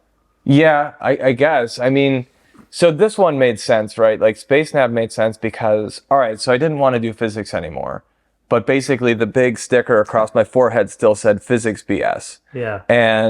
But I went there and I got a job as a web developer because I had those skills, and that's what I wanted to break into more, was being a web developer, just computer science in general, doing back-end work for websites. And I was like, well, I can leverage my physics experience because the owner of this company is going to look at my resume and say, okay, well, I need a web developer. It looks like he's starting to get into that. And also, like, obviously, this is a very physics heavy aerospace industry that he'd be getting into. And he's familiar with that. So if he has to go and talk to one of my other aerospace engineers over here, even though he's not one, he won't, maybe he'll just be more useful because of that. The guy that I worked for was not, I mean, I guess he used to be an aerospace engineer, but most bosses for whatever company they're running aren't the expert in the thing that they're producing. So they think in those terms of like, well, these two pieces fit together, so I'll hire this person for this position. So how long did you work there? Less than a year. Because it was not a good work environment at all. I mean, I think he fired somebody for going to jury duty, which is downright illegal. But, I got there and there were 11 people and I left, there were 5. So that, turnover was... But it gave you experience. And one thing I also tell people, young people as well, is sometimes we're afraid to start something new when we've just started something. Yeah. And it's like, no, when you're young, it's okay to get different experiences. Yeah. Because there's like, I got to build my resume. My resume says I need to be somewhere for 3 years before I switch. Right. And it's just like... I was really worried about that. Yeah. Once you've gotten the thing that you need out of that thing, then move on. Yeah. Especially when you're young. Yeah. Like, I stayed at Verizon way too long. Right. And it wasn't even about the resume. It was more of like, for me, it was slightly different. I was married. I had kids. So it's like stability. Job. Yeah. But it's like, if you're single and you don't need as much stability, then it's just like, once you've learned whatever...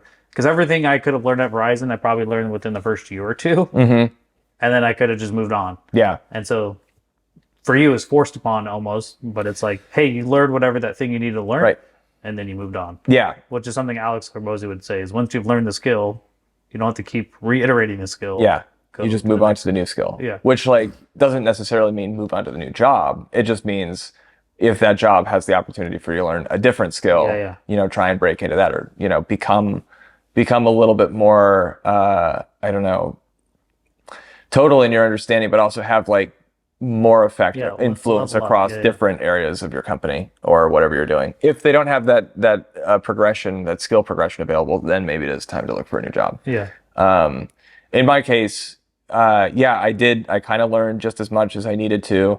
So I basically was doing web app development, but then there was also a need for a lot more automation and a lot more automated testing along with that for the product that we were pushing out because it was just chaos. Like, I mean, the way that we were doing source control was insane looking back on it. And the fact With that 11 people, it's hard to run. with 11, yeah, and we were losing people every day. So it was, all the tests were like, this is exactly like, I mean, getting into the DevOps topic now, like this is exactly what the horror story within DevOps is that we had all of these unit tests and functional tests that were written down in a binder with like laminated pages. And you as a person needed to go to the test site where the new version of the website was or even the backend application and manually click through all of these things and check a box to make sure that they're all working. Yeah. So I got to a point where I was like, there has to be a better way. And obviously there was, like, there's this entire industry of DevOps that is like, not just about that, but very much centered around like, how do we more efficiently enable the delivery of new capabilities for software that mean that engineers don't have to think about it so much, Right. except for DevOps engineers, obviously. That's their entire concern. But so I started playing around with something called Jenkins, which is like this now very outdated automated testing framework for software. And I stood up a Jenkins server and made a couple of what we call pipelines to test the new code that was coming in, and got experience with writing like JUnit, which is like a Java testing language. Was a lot of this on the job training as well, or you already had experience? A lot just on the job. I wouldn't even call it on the job training. It was just kind of like, this seems like a good idea to do. And then, there was one guy at the company. His name was Dave Greeley. Dave's just across the board, great people. And he was very helpful and like, that is the right direction to go in. I'm happy. Like he'd even quit the company at that point, but he was still like, wanted to be around as a mentor. Yeah. And he was like, yeah, no, that's a good idea. You should keep going down that. That's actually a useful skill. Like he said that. And so that was like, fuel for me to be like, okay, I'm going to keep doing this. So once I realized, okay, jobs shouldn't be this miserable. This sucks. Cause that's not something Yeah. When you get in your first job, you're like, is this just life now? I'm not in college anymore and everything sucks. Which is true to some degree, but, then I started looking for different jobs and used that experience to land a job as a DevOps engineer at this company called, at the time, Salute, which was also my foray or my first like expansion into the government sector. So yeah, I got a job there doing something called DevOps. I didn't even know what it was. Like I was like, sure. I mean, this seems like a reasonable amount of money to pay me to do something that I've already been doing. Of course, it was a lot more than just what I'd already been doing. I don't know how much detail you want me to go into about like the different tool sets or anything that I started working with, but so once I got to Salute, I started working with this tool called Ansible, which is configuration automation for systems. So primarily with like the Linux operating system. Are you familiar with Linux versus Windows? Yeah, isn't it more like open, where you can customize like Absolutely how you do stuff and yeah. So whereas like operating systems like Windows and also iOS or the Mac software are a little bit more locked down. You can, with Linux, it's basically like, what was the analogy that I had the other day? It was like, as opposed to, I really liked this analogy and now it's gone. That sucks. Well, here's a funny side story. So I had the iPhone 4, and then after that, this is 2011. I saw the writing on the wall, and I was like, I like Apple computer. Like my dad was always an Apple user. Yeah. So that got me into it. So I respected their computers. Uh-huh. But I was like, I feel like if I continue with this Apple road, I'm going to be sucked into their ecosystem, which is a lot more closed. Yeah. So, and I also wanted a bigger phone. Yeah. And at that time, Steve's like, I'm never going to make a big phone. Big phones are dumb. Like, tell the consumer what they want, right? Because Samsung had bigger phones. Right, yeah. They had the Notes. Yep. So I got probably the second Note, and everyone's making fun of me with my big phone. Mm-hmm. And I was like, just wait. And then sure enough, they come out with the Plus, and I was like, you have a phone just as big as mine. But I say all that because I always liked Android because it was just more open. You could customize. Yeah. And like, you could customize where the screen, you could customize, there's just a lot more customization. And they just came out with the newest iOS. Yeah.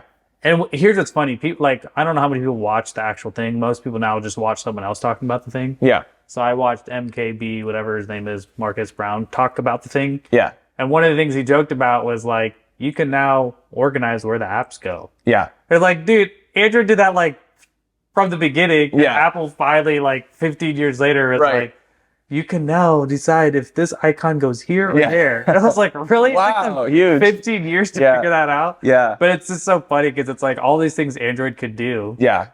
That were so novel for Apple users. And Apple, later. I mean, that version still hasn't been, I think that version comes out when the new iPhone comes out. Yeah. But it's just so funny because it's like, dude, Android's been doing that for over a decade now. Yeah. Yeah. They're like, oh, with wireless charging. And then when Apple came up with it, it's like, dude, we've been doing that for years. Welcome to the party. Yeah. So my analogy, now that I remembered it, is so Linux is, or Windows is like somebody hands you the keys to a house, and maybe they also have a copy of that key, by the way, but they hand you the keys to the house, and then it's furnished, it's all ready to go, and you don't really have to think about it that much. Linux is more like somebody gives you the raw materials to ostensibly build a house, but you're allowed to build whatever you want with it. But like, you kind of have to know what you're doing. You have to know what you're doing. Like, obviously, you have to be able to build a house, but maybe you could, start off by building like a bad house, and like, it's just a lot more leeway, and it's a lot less prescriptive. I should give my kid a Linux if he's interested in that world. Maybe. I mean, learning anything from the command line is a huge advantage already. I mean, that's like a very core skill to anything. Like, is it practical for him to take one of these, especially if he's saying, hey, Dad, I wouldn't mind learning to code again? What should I expose him to? An opportunity to expose, like, he self-taught himself. I gave him a program that taught him how to type, and he did really well. So I know he's self-motivated. I just want to give him something that's actually useful and practical. So, I mean, if you looked up, if you Googled coding challenges, you would find 1,000,000,001 sites that give you puzzles. Monkey. Yeah. That he used, and he's like, I wouldn't mind trying that again. Yeah. I think learning the basics of that is useful because you can always extrapolate it into something else. Yeah, definitely. I think learning the fundamentals, it's kind of even hard to narrow down within computer science, or let's call it more specifically IT. Because computer science, you can get into hardware and stuff. So let's throw out the hardware side of it and talk about systems administration and software. Even between systems administration and software, where the basics lie is a billion different things. Right. But learning just one, and then having the curiosity to say, as you're learning that thing, the article you're reading or the video you're watching or the exercise you're following along with mentions something like Docker or something like that, and any other technology, and you're like, well, what's that technology? I don't understand that. And having the drive to say, okay, I'm learning this thing, but what was this other thing that they mentioned? I don't get how that works or where it plays in here. And then going and just chase the rabbit hole. Get the foot in the door, and then let him self-explore from there. I mean, he will have an unlimited number of caverns to go into. At some point, you want to start reeling that back in, because I'm somebody that can rabbit hole very badly on things that do not matter at all. Like conspiracy theories, you're like, what? Oh, totally. What's that? And you're like, the world is a square? Okay. I guess I can get that. Yeah. It can definitely lead you to some weird places and things that are practically useless. It can be fun, but but when you're starting out, just chase the curiosity ever, and then you'll start just having this picture in your head of how these different pieces work together and what works for this situation. What they're saying now, situation. There was a time when coding was huge, but now with AI, you don't even know how to code anymore, because it will do the coding for you. I'll push back on that. You're like, okay. Yeah, I would definitely push back on that. You have to, at this stage, at least vet. You have to vet what the AI is giving you. And you also have to be able to recognize that the AI gave you something that's going to work. I mean, as a basic level of, you can tell, if you figure out prompt engineering solely, you still kind of have to know what the words that you're asking AI, to generate for you. You It's still like have to know what the purpose in a is. real world, like it's like saying you don't know have to build the house because if you're a builder, you still want to know the foundations of building the house. Definitely. Yep. Yeah. Yeah.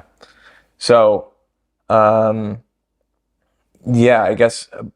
So I started learning a lot more kind of like if we're talking about the segment of IT that I got into, it started being very heavily oriented towards how do you automate systems production? Like how do you automate provisioning different machines to do different jobs, which was a lot of Ansible. So Yeah.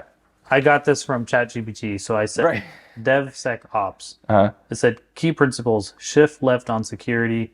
This concept involves integrating security early in the software development lifecycle rather than treating it as an afterthought at the end. By shifting security left, teams identify and address vulnerabilities at an early stage, reducing risk and remediation costs. Yep. Is that a term? Shift left on security? Yeah, shift left is something that a lot of people panic and say when they're deer in the headlights on what DevOps is, but it's true. It just it's a really like sometimes people like kill that term, but shift left essentially means like okay, so if you're looking at like a process diagram, you're reading it left to right, right? Yeah. So the whole thing with DevSecOps shifting security left is that traditionally with like legacy systems, a lot of times what would happen is you build this application, you're testing it, you're making sure everything is working, you're going through several iterations of that thing, hopefully, not always, but, and then at the very end, you're like, okay, let's bring in the security team or the cyber auditors or whoever it is and have them analyze this to see how secure it is. And at that point, It's too late. it's way too late because there's going to be so many fundamental things that might need to be changed about the architecture of your system for it to actually be secure. So you've basically said, okay, we got all the way to the end. This final gate check is here and you failed it. And now you have to go and fix all these things.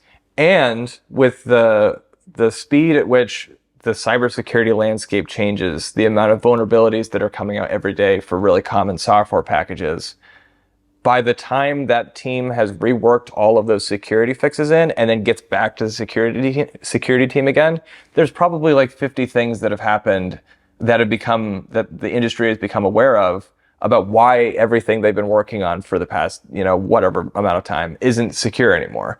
So you're just constantly entering this cycle of pain. And it also means that security teams are kind of seen as like the enemy. You start to resent the people that keep telling you that you need to send it back because it's not good enough, right? Yeah. And so It's like having in a way that people can kind of understand, it's like having a legal counsel within the company. yeah, They create this policy and the lawyer, legal counsel is like, well, according to this law, yeah. you can't do that. Right. And they get mad at the guy. He's like, But that's the law. I'm not. Yeah, yeah. I'm just trying to help you stay out of, not get sued, essentially. Yeah. And whereas, the security team's like, I don't want you to get hacked. So yeah, that whole shift left thing basically means, okay, let's take the very right side portion. I'm doing this backwards from your perspective, but you get the idea, and move it to be part of the iteration that happens during normal development. And you kind of already hit about this. Automation heavily relies on automating securities tasks such as a code analyst, vulnerability assessments, and security testing with CI/CD pipeline. This automation helps to ensure consistent and efficient security checks without slowing down the development process. Yep. Yeah. So the idea with that, when that first company you worked for, when you had to manually go do all those things, you're like, this is not right. Which wasn't necessarily like security related then, but was still like a painful, like it took a lot of cognitive overhead just to do these things that were going to happen every single time. You can't scale. Yeah. No. Yeah. I mean, you can hire two of me, but it's all about scaling. Yeah. Collaboration, communication, encouraging a culture of open communication between the development, operations, and security teams is fundamental. This collaboration helps in understanding implementing security practices effectively across all phases of development, which is interesting because you work from home. And so I'm assuming you're on constant calls and meetings and Zooms with your team. Yeah. On Zoom, or do you guys have a more private, hopefully If you're it's the funny thing is if you're working on security, you're probably not using Zoom. No, well, I Zoom mean, is owned by China, and I don't know how secure China is with all their technology. well, there is Zoom Gov actually, which is a US based branch of Zoom. So that's a little bit Which more. China still has access to. Yeah, maybe. Zoom is typically not used for like more classified conversations, but like honestly, you get into really weird stuff if you want to start doing like teleconferencing in general. Yeah, yeah. But for day-to-day conversations, honestly, Zoom is pretty popular. There's actually the company that I'm at now, which is called Defense Unicorns. We have, which I'll say that again. Yeah, Defense Unicorns is the company that I work for. They have an application. What's their like core mission? Core mission is to deliver capabilities to the Department of Defense as a whole. So through DevOps, through DevSecOps practices, but also to solve problems that have just kind of been hard problems for the defense industry in general to crack. So, for example, one big challenge that they've taken the lead on solving is how do you do air-gapped deployments of really complex systems? So when I say air-gapped, I mean like systems that aren't connected to the internet whatsoever because they can't be for security reasons. How do you get all of the dependencies for the system you need to deploy into that air gap into that area and have it be a push button deployment of that thing? Because in all likelihood, the person that is responsible for architecting that system won't be sitting inside of the air gap to deploy it, right? So it has to be really easy. It has to not only like have all the components that you need to have deployed in the right order, but it has to be that, and it has to be you just run a couple commands and it goes out and does it, and hopefully is sustainable after that. What's the thing that it would be doing? So I know there's certain things you can't talk about. No, but just curious, like what is that thing that it would be doing? Yeah, so depending again on how into the weeds we want to go on technologies, but so the first thing is from the ground up, we're talking about, okay, you have no infrastructure whatsoever. And when I say infrastructure, I mean like computing power, no resources. But maybe you're working in AWS GovCloud, right? So you're working with an infrastructure provider, is one way you could describe what AWS is, which is Amazon Web Services also. Yeah, I should say that. Side story on that. So I guess call him friend. Yeah. His wife worked for Amazon for a little bit, and then after she got fired, he's also like a computer coder. Yeah. She wanted to boycott Amazon, so she told him you can't use any Amazon products. And he was like, "Do you know what that means?" Yeah. Like, it's not just about using their cart. Amazon AWS. Yeah. Like, there's so many things you wouldn't be able to do if you actually try to eliminate Amazon completely from your life. Like, good. It would be very, yeah. I mean, the number of things that you're getting served up from an S3 bucket. Netflix uses AWS. Yeah. CIA is like, it was just so funny because it was like, you can kind of boycott Starbucks. Like, okay, I won't drink coffee. But like, try to boycott Amazon, like, good luck. Yeah, I mean, if you use the internet and like most things are served up using S3 buckets. I know, so like AWS that boycott didn't last very long. Yeah, yeah. She's like, I'm going to stick it to the man. Like, okay, like. Yeah. If you blocked all the Amazon hosted endpoints for the internet, you'd find a pretty broken internet how that for a lot of things. Amazon became the biggest cloud provider. Yeah. Right? Because they're like they weren't a tech company. Nope. Because I do listen to or read books about that kind of stuff where it's like you would have thought Microsoft or Google would have taken lead on that. Mm-hmm. But then Amazon realized how much cloud service they needed. Yeah. And they're like, if we need this much, I think other people would need this much. Right. So why don't we just provide everybody it's so with funny. that? It's like they weren't in the business, but then they're like, oh, we beat both Microsoft and Google in the cloud service. So what now? Yeah. You know? And that's not even their. I'm curious how much of their overall revenue, probably a lot of their revenue comes from that. Massively. I mean, yeah, especially for forgetful engineers that just provision a bunch of infrastructure and forget about it. I mean, that's a pretty easy meal right there.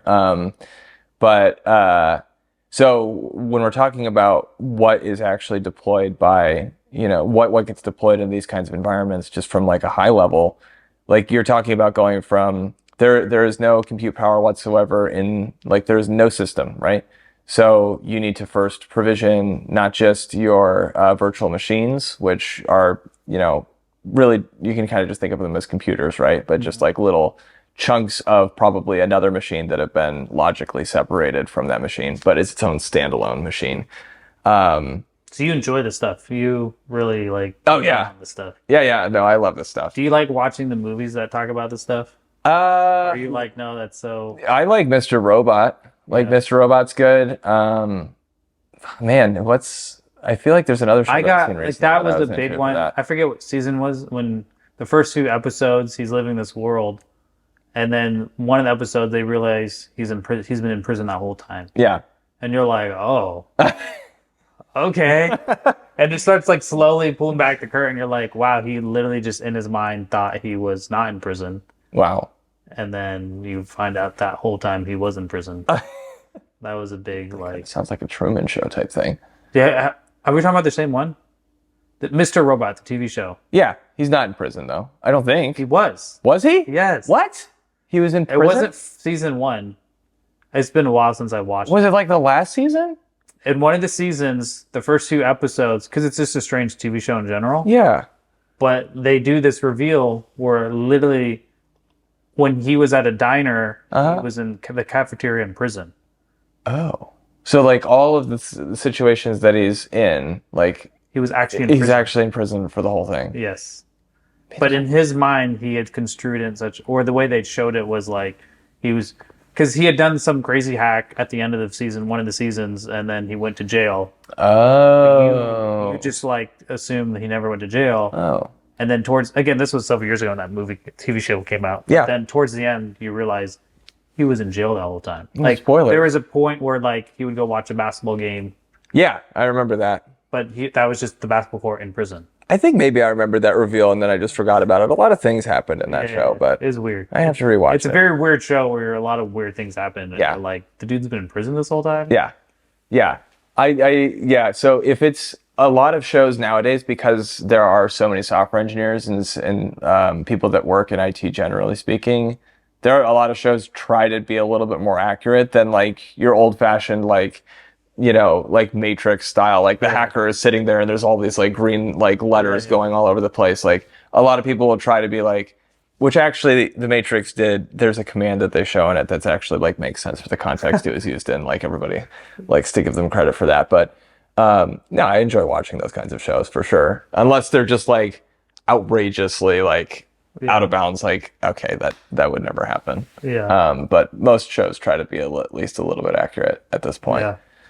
Yeah. Yeah. That means I didn't go too much more into it, but it sounds like you're not just thinking about the product, but the software, and then helping in relation to what you do, helping the government assist in whatever they're trying to do. Yeah, so a lot of what DevSecOps ends up kind of centering around is not necessarily developing applications in of itself, although like the definition of application can cover a pretty wide net of things. So some of the things you could consider applications, but when I say like applications, I mean like mission systems. So like things for doing, like in combat, like how do you figure out where the enemy is and how do you plot that in a way that makes sense to the soldier that's looking at the screen, and beyond that, like how is that application communicating with another soldier's machine that's doing the same kind of processing? Like how are you sharing that data? Like, Does the military, like I remember when I was in the military, don't they have their own network? Yeah. SIPRNet or whatever? yeah, Nipper and SIPRNet, Yeah. which are different levels of classification for the data that can go over there. But when I say application, I'm not talking about those kinds of applications. Those like boots on ground, like something is being practically used live. What I mean is, or what DevSecOps usually is meant to enable or does end up enabling is the development of those applications in a way that allows them to be released more quickly and more securely. So how do you provide a team who is, and that would be like a military squadron or some organization within the military that is focused on solving one problem because that's what their unit is concerned with. How do you enable them to build the software that they need to build Are in you an working environment? with active military people? Yeah, What I'm assuming officers.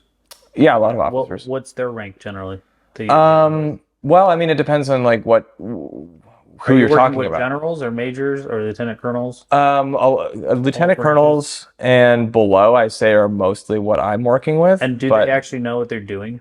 Do yeah, they know what you're talking about? So these are guys that actually they're not just like some dumb soldier that they put in this place. no, rarely. I mean, and that might be luck on my part. You know, I do a lot of work with the Air Force, and I think the Air Force is very intentional about trying to put people into positions that are related to what they're really These are interested and intelligent passionate people about. that Yeah, very actually intelligent understand people. what they're talking about.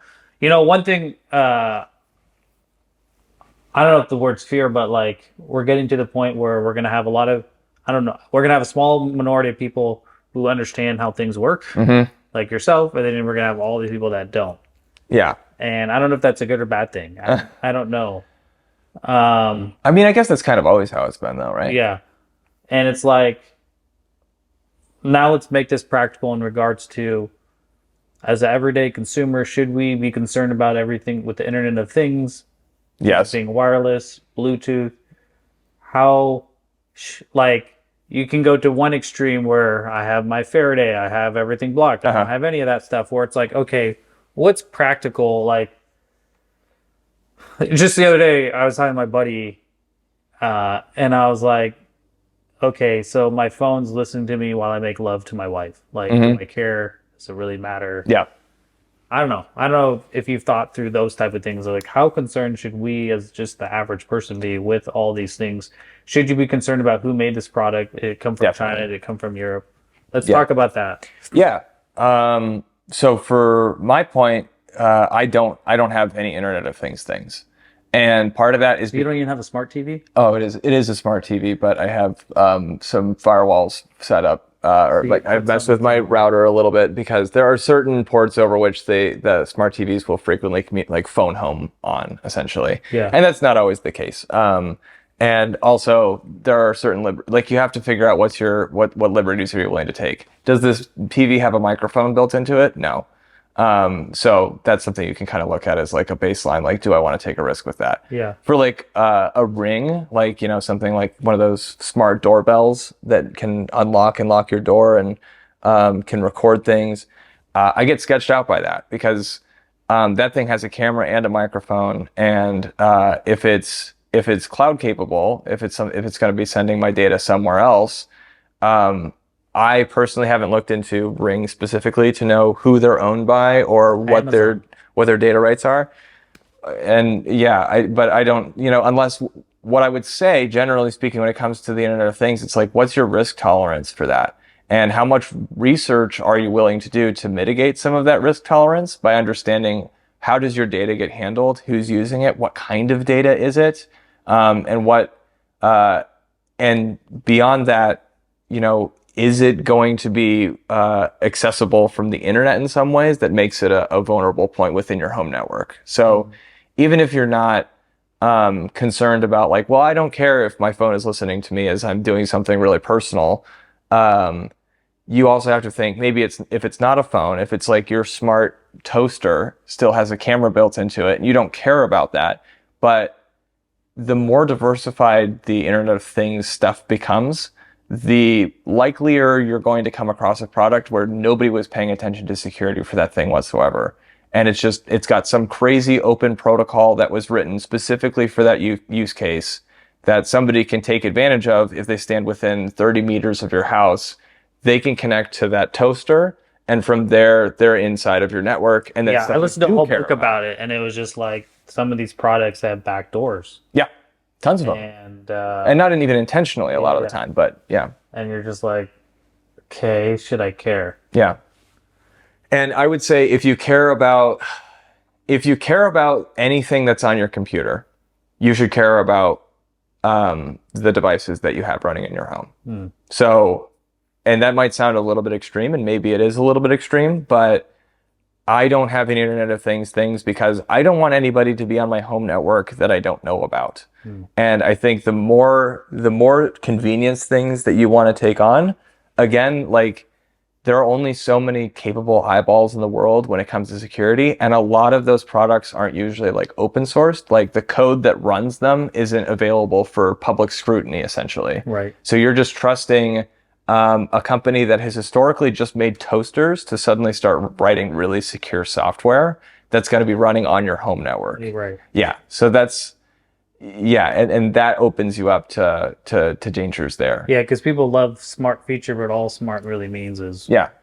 Wi-Fi capable Right. for the internet. Yeah. Yeah. You can do something with Like my from appliance an guy, app from he's your like, because I always tell him which company should I stay away from if I have to buy a new appliance. And he's like, stay away from the smart stuff because a lot of times people think it's better. Yeah. Because like all they added was a $50 product. Yeah. And now they charge $500 more and call it smart. And Right. it's like it's as far as the functionality of that dryer or fridge or whatever, they still use the same parts as the fridge or the appliances that cost significantly less. Yeah. You can just turn it on from an app now.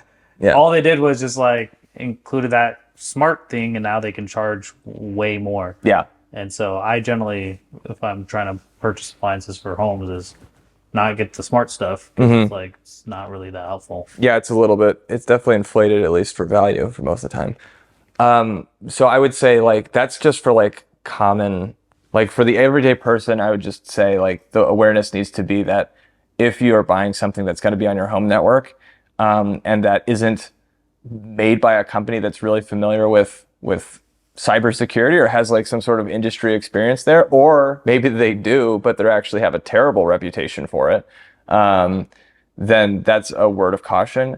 With that said, I mean, if you really know what you're doing, which I would never claim to be somebody that's like, I know people that are capable of having an Internet of Things thing in their house because they really want it, and they can change the way that it runs or functions to ensure that it's actually going to be a little bit more secure.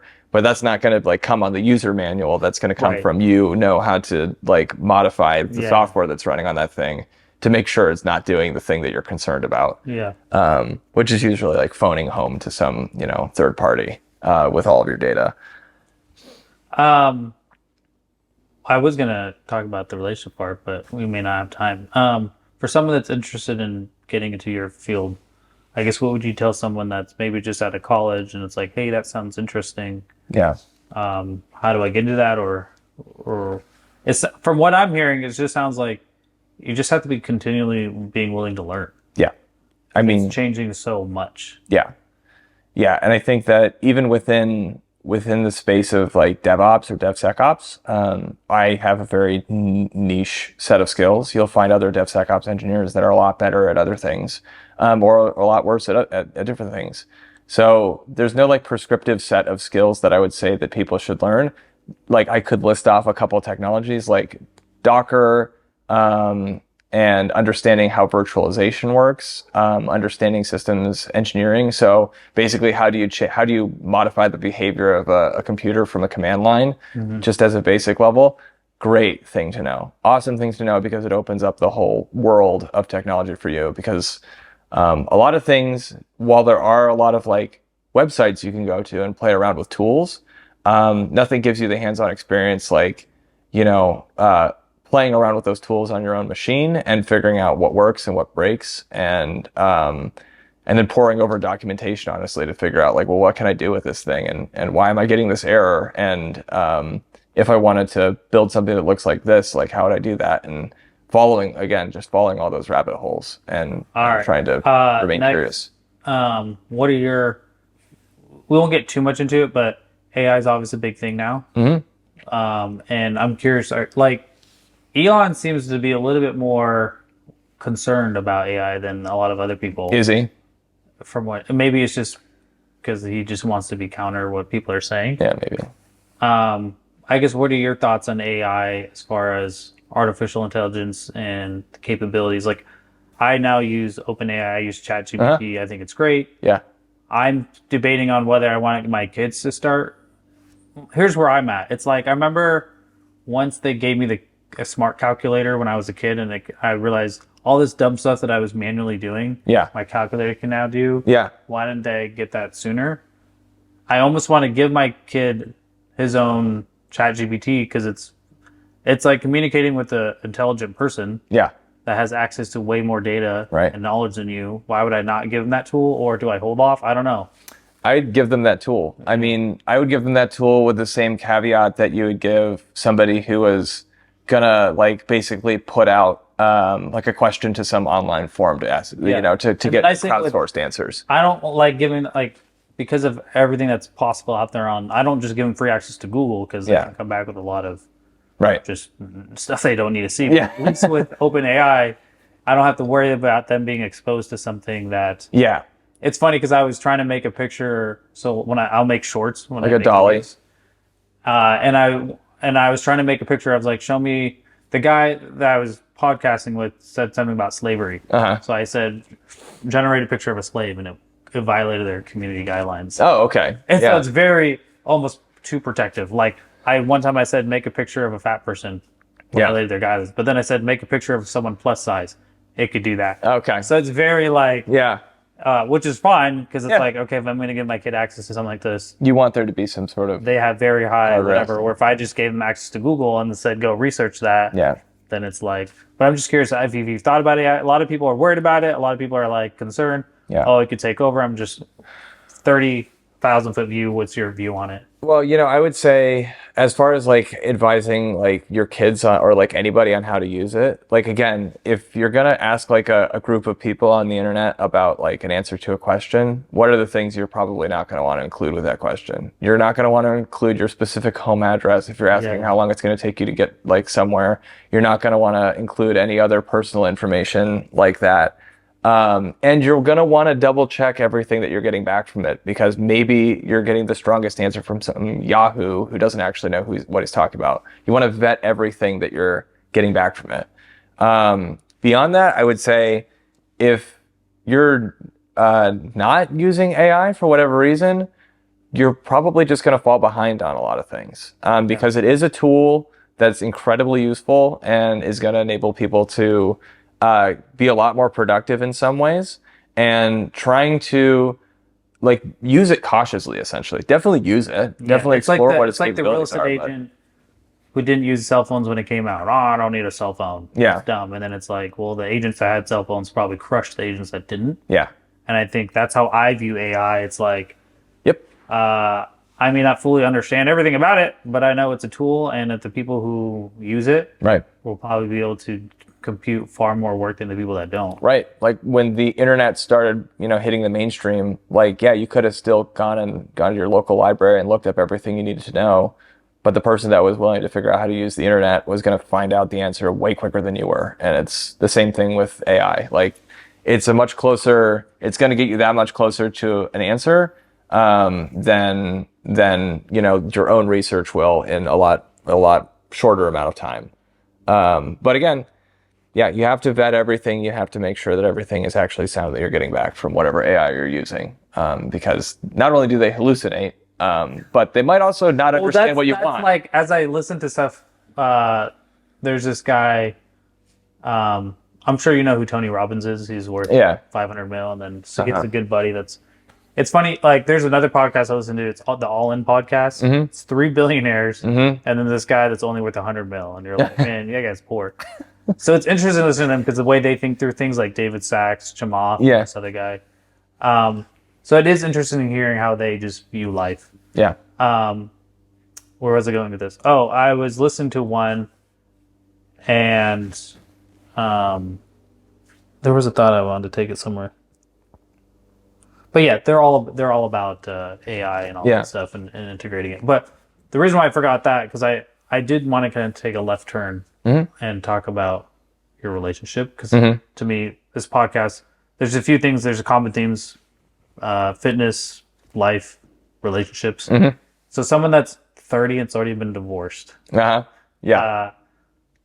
me if however much you want to go into it, but I'm curious. It's like, because a lot of people are concerned about getting married, marriage in general. I mean, I've been married 13 years. Hopefully, I never get divorced. But for someone that's 30, that's found someone. Do you say you've been married for 30 years? 13. Oh, 13. I was like, you're not. Bro, I was like, dude, I got married when I was 5. I was like, good for you. You don't look like you're old enough to have been married for 30 years. But Marriage is a big decision that people make. Yeah. Let's spend a few minutes on that. I know we could talk a very long time. Sure. Yeah. But so here's a working theory I have on marriage, and if I'm directing people, if I'm going to help people through that. And again, I also talk to people that have been married 60 years. So I've been married a relatively short period of time compared to a lot of people. But one of the frameworks I have on marriage is, I think the reason why a lot of marriages fail, is they go into it without a framework to operate under. Just like when you're dealing with software, when you go play a basketball game, you're provided with rules. Yeah. You're provided with, this is how you do this, how you do this. But I think when a lot of people get married, they have that emotional, sometimes sexual connection, but then they don't have a framework to operate under. Like, hey, if we're going through this, this is what you do. If you're going through this is what we do. And I think that's why a lot of marriages do fail, is because they initially had this connection that they think will never go away. Yep. And then But it does. It does. Yeah. And then after that fact, they're like, oh, what do I do when we have conflict? Right. Because conflict, when I talk to people in married like 50 years, I'm like, does it get easier? Some of them say no, some of them say yes, but more it's like how to deal with that. So that's when I talk to someone young, I'm like, or someone that's semi getting married, I'm like, before you get married, a lot of couples put, especially the girl, they put so much emphasis on the wedding day. But that's just a day. Now you got to worry about the other 364 days in that year. Right. And I'm curious, as we talk about your marriage, if that was one of the reasons why it didn't work, because of you didn't have rules of engagement. Yeah, I mean, so like I said, actually, so I mentioned that I didn't actually date anybody until right after I graduated college. That was my ex-wife that I started dating then. So that was my first like serious relationship that I'd ever had, and we were dating for I want to say it was 5 years by the time we got married, and we lived together. So we did a lot of the big life things. Well, not like all of them, but we moved together. She had moved with me to Denver. She left her family in California, so we had like big. You're both about the same age. Yeah, but she was just a semester behind me in graduating. But she was a year younger than me. So, we moved together in Denver. We moved, like I said, like 7 times in 7 years, basically, by the end of everything. So, maybe that's why you got divorced. well, we made a lot of like big moves for sure. And made a lot of like life choices around how often we moved and why we were moving and all of that. But I would say we did a lot of that before we got married, and I think we had a framework. We had a way that our relationship worked for 5 years that, led us to believe that getting married would be a really good idea. And that we had worked out enough for our differences, and that, we would continue basically to work through those differences. Because I in my podcast, I ask people like, what does it take to get married? And they're like, you really have to know that person. Yeah. And for you, it sounds like you definitely did. You did. I mean, 5 years of living with someone. Yeah. Because this was the 80-year-old lady who had been divorced 3 times. And she was like, again, I'm not saying these people right or wrong. It's just her story. And she was just like, really get to know that person. And for her, it's like, you got to live with that person, even though that goes against my religious beliefs. Yeah. My religious beliefs interesting. would have told me elsewise, but my experience tells me don't get married purely on lust or looks. Sure. Or emotion. Yeah. Which is interesting, but... Yeah. So I wouldn't say it was any of those things by the time we got married. Yeah. It was like... 5 years. After 5 years, you think you would know that person. And I did. Like, there were no surprises for either of us. It wasn't like there were no bombshells, like I've been hiding this from you for 8 years altogether or anything like that. It was that belief that there were definitely things in that relationship that were reoccurring, right? Like, they were reoccurring arguments, so there were reoccurring ways of us not like resolving conflict. And I think both of us believed that after enough time, we would get past those differences and we'd start like actually figuring out how to live with each other in a way that maybe we hadn't quite figured out how to live with each other yet. And that just never really happened. And obviously I say never really happened it doesn't sound like never. Well, you were only married for like 2 years. Like, how do you know it never would have happened? But unfortunately for us, it got to the point where life was totally a pale comparison to what it had been many years ago. Like it was a very slow kind of like creeping change of like, we're trying not to do these things that kind of got on each other's nerves all the time, to the point where we built a system of so many rules for what we could and couldn't do that like there was constant fear with any decision. There was constant argument over anything that was, violated the rules. There was like, yeah, there wasn't a lot of joy at the end. And there certainly was like at the beginning of the relationship, and there certainly was when we got married. But I would say like that was kind of, it was just like such the day you got married, was that like the last happiest day you had, and then it just was a downhill from there? That's a good question. I wouldn't say it was like the last happy. It wasn't like all the days after that weren't happy, but I would say that that was probably the happiest day of the marriage. That was the peak. Yeah. It was just 2 years of it was 2 years of feeling like things just weren't working for us. So you had hoped that getting married would help. Yeah. But it didn't. I didn't think it would improve. No, I didn't think that it would change anything. Like I thought that things were progressing and moving along, but I didn't expect it to like snap a switch and like change completely our dynamic or anything. Yeah. It was one of those things where it was like, you get to a point and you're like, I'm ready to make this commitment to this person because I think that they add more into my life than they take away. And I think I add more into their life than I take away from them. And we make each other happy, generally speaking. But I think it was also an interesting time in the world. I mean, it was COVID, right? So like I proposed to her right before COVID. We had to delay our wedding for 2 years because we couldn't have a lot of the people that we wanted to have there. And COVID changed a lot of things for a lot of people, like a lot of couples, especially, you become much more isolated as a couple during that time. You become a lot more codependent. And when you come out of that, you have this relationship dynamic that you formed to get through something that isolated you like that. And then, if there's somebody that's more extroverted in that relationship, oftentimes I think what I've heard happening a lot is that the person that was more extroverted got out of COVID and was like, this is great. I can finally go out and see all these people and do all these different things again.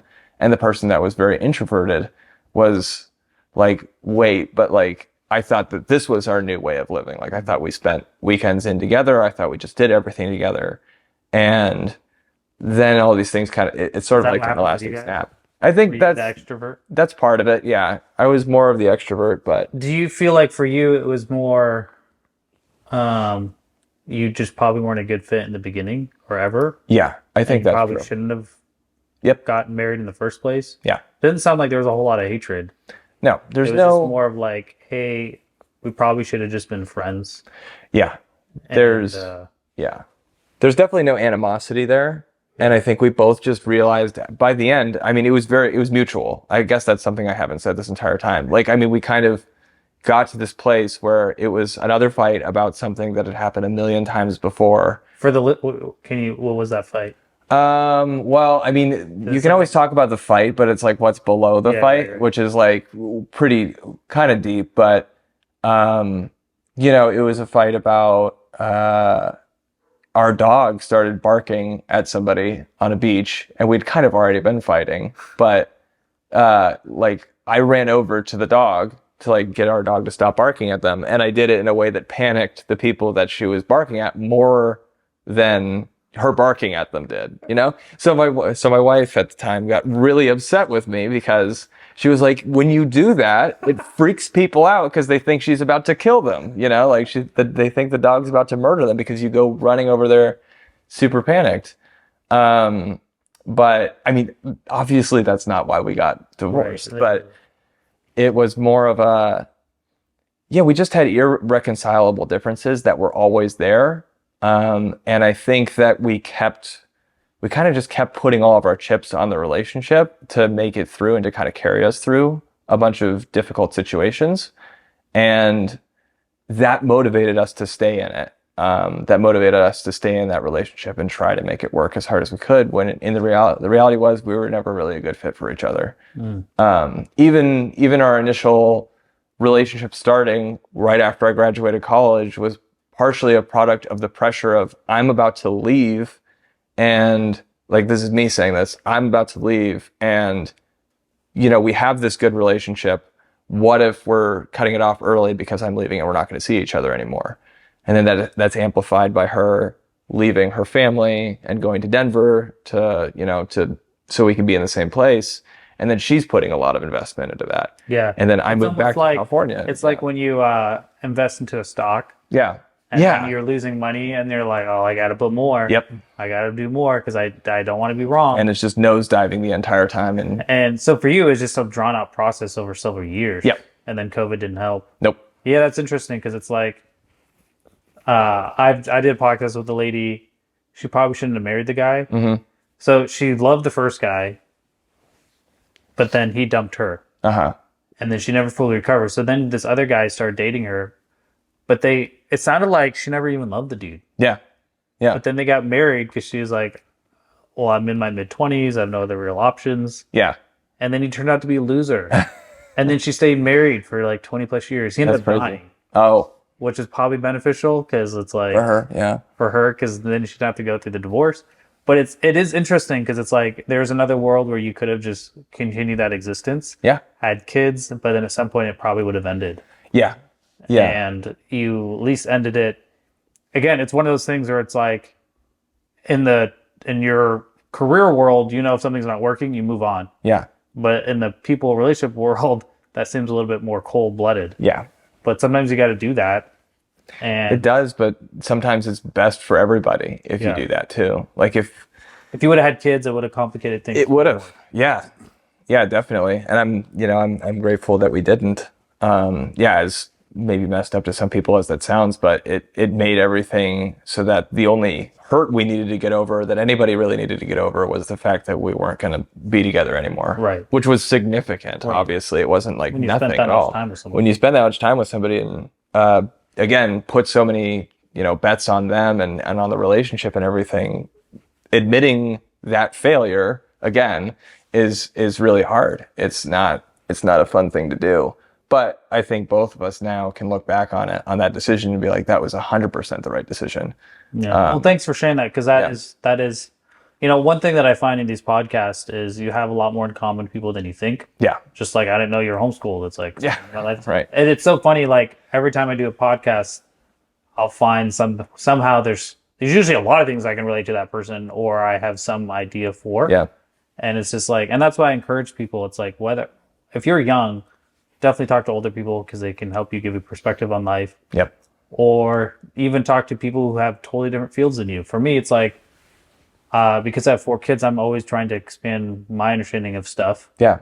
And, you've helped me think through, as I think through things and what I can provide for my kids. Mm-hmm. But just for me, it's provide a whole catalog of different human experiences, different careers. Yeah. And, the space that you're in is just constantly changing. It's just, it's a world that I'm not as familiar with, but I'm not going to, I think when older people were exposed to new technology, they're just like, oh, it's bad, it's wrong, it's evil.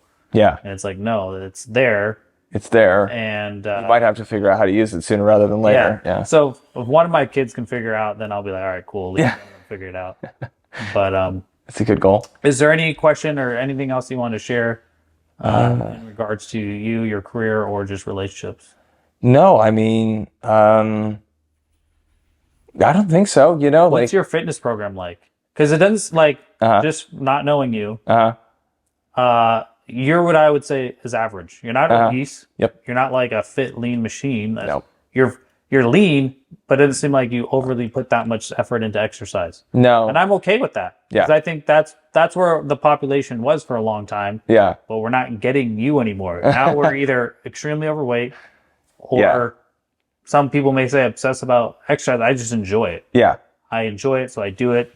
But for you, I'm curious where you're... Well, I'd say, I mean, saying that I'm like athletically and physically average is not an unfair thing to say at all, because I kind of toe the line in a lot of ways where like I don't I avoid like a lot of processed food. I don't eat a lot of fast food. I don't, because it lot of makes me hidden feel a little calories there, bad. Yeah, I stopped drinking soda a long time ago. I went through my period of smoking cigarettes and then vaping, and then realized that was really bad for me. Still addicted to nicotine. Still, now I do Zins. So, but like trying to find that balance of like, this thing is killing me and this is tolerable. Eventually I'll quit, hopefully. And then as far as like fitness, I go to the gym twice a week. Nothing crazy. Nothing crazy. Yeah. I go after work, just to kind of keep myself, just keep myself in shape, not like over the top in shape. Yeah, it's not about physique or It's not about physique or anything. It's just so I feel like I have energy. And then I mostly just use that on, collegiate sports, or whether that's pickleball, or I have a soccer team, or I'm training for Ragnar, which you might be familiar with, the night run, like the trail run that they do. Just like fun stuff, just so I can do like those fun one-off like experiences. I'm not trying to like be a superstar athlete at this point in my life. Yeah, I know. and that's what I'm like. I know if I get more vocal about fitness, people will be like, well, you could do so much. And it's like, you don't have to do as much as I do. I just happen to enjoy it. Yeah. And so for me, it's like, the gym for me, I've always enjoyed it, but then now it's social because I get to meet all sorts of interesting people. Yep. And so it's like, okay, you don't have to go to that extreme, but I do think you should put some effort into your body. Yeah. And that's where I'm trying to help people get to that point where it's like, okay, you don't have to work out 5 days a week. But you shouldn't be limited by what your body can do. Yeah. Like, I mean, except for extremes, right? Like, Yeah. I can't run a marathon tomorrow. It won't happen. I can't lift as much as you can. But like, if you're into that, if you want to like figure out, not that it's just about lifting heavy weights or anything, but like if you enjoy that process of building your body up, then do that. But otherwise your goal should be, I don't want to see people doing things and think, I wish I could do that, but I can't because of X, Y, or Z. Obviously, sometimes that's out of people's control, but Right. But yeah, I would say you're what the population used to look like. yeah, Because you're not someone that's overly into exercise, but you're also not someone that's overweight. yeah, And so I don't think you count your calories. nope, I don't think you care too much about your macros. no, You just generally eat healthy, generally, put some effort into exercise yeah, a few days a week. And I think that's something that can be aspirational for most people. That's something that's doable. hopefully, yeah. I mean, you feel better. I wasn't always this active, and I'll tell you, like, I felt a lot worse 2 years ago than I do today. So like, if you're 26 and you're not feeling great about where your body's at, and you're like, this is only going to get worse, that's not necessarily true.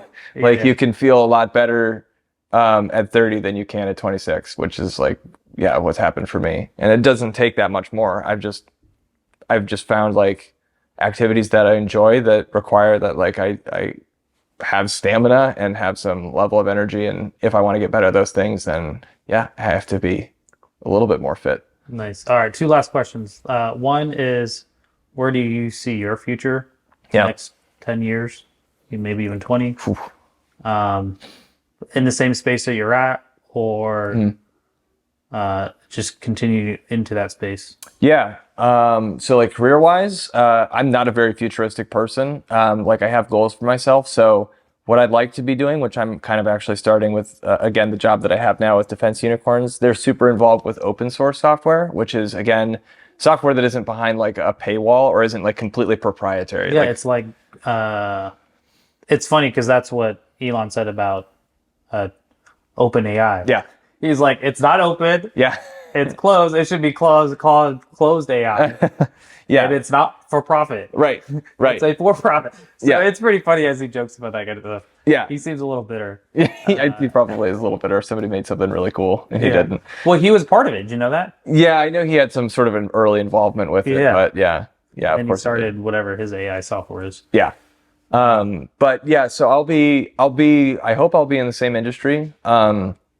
I hope I'd still like to be working in DevSecOps. I'd like to diversify to be doing more application development. So I kind of made that distinction before. Do you ever want to start your own tech company? I would, yeah, definitely. I think I don't know if I would do that necessarily in the government space because it can be really challenging. There's a lot of legwork that goes into winning a contract with the government. Like there's a lot of hoops to jump through and a lot of process, a lot of I's to cross or I's to dot and T's to cross for sure. And I don't think that's not the case with any business. Like, I mean, it's hard to start your own business any business anywhere. is difficult for sure.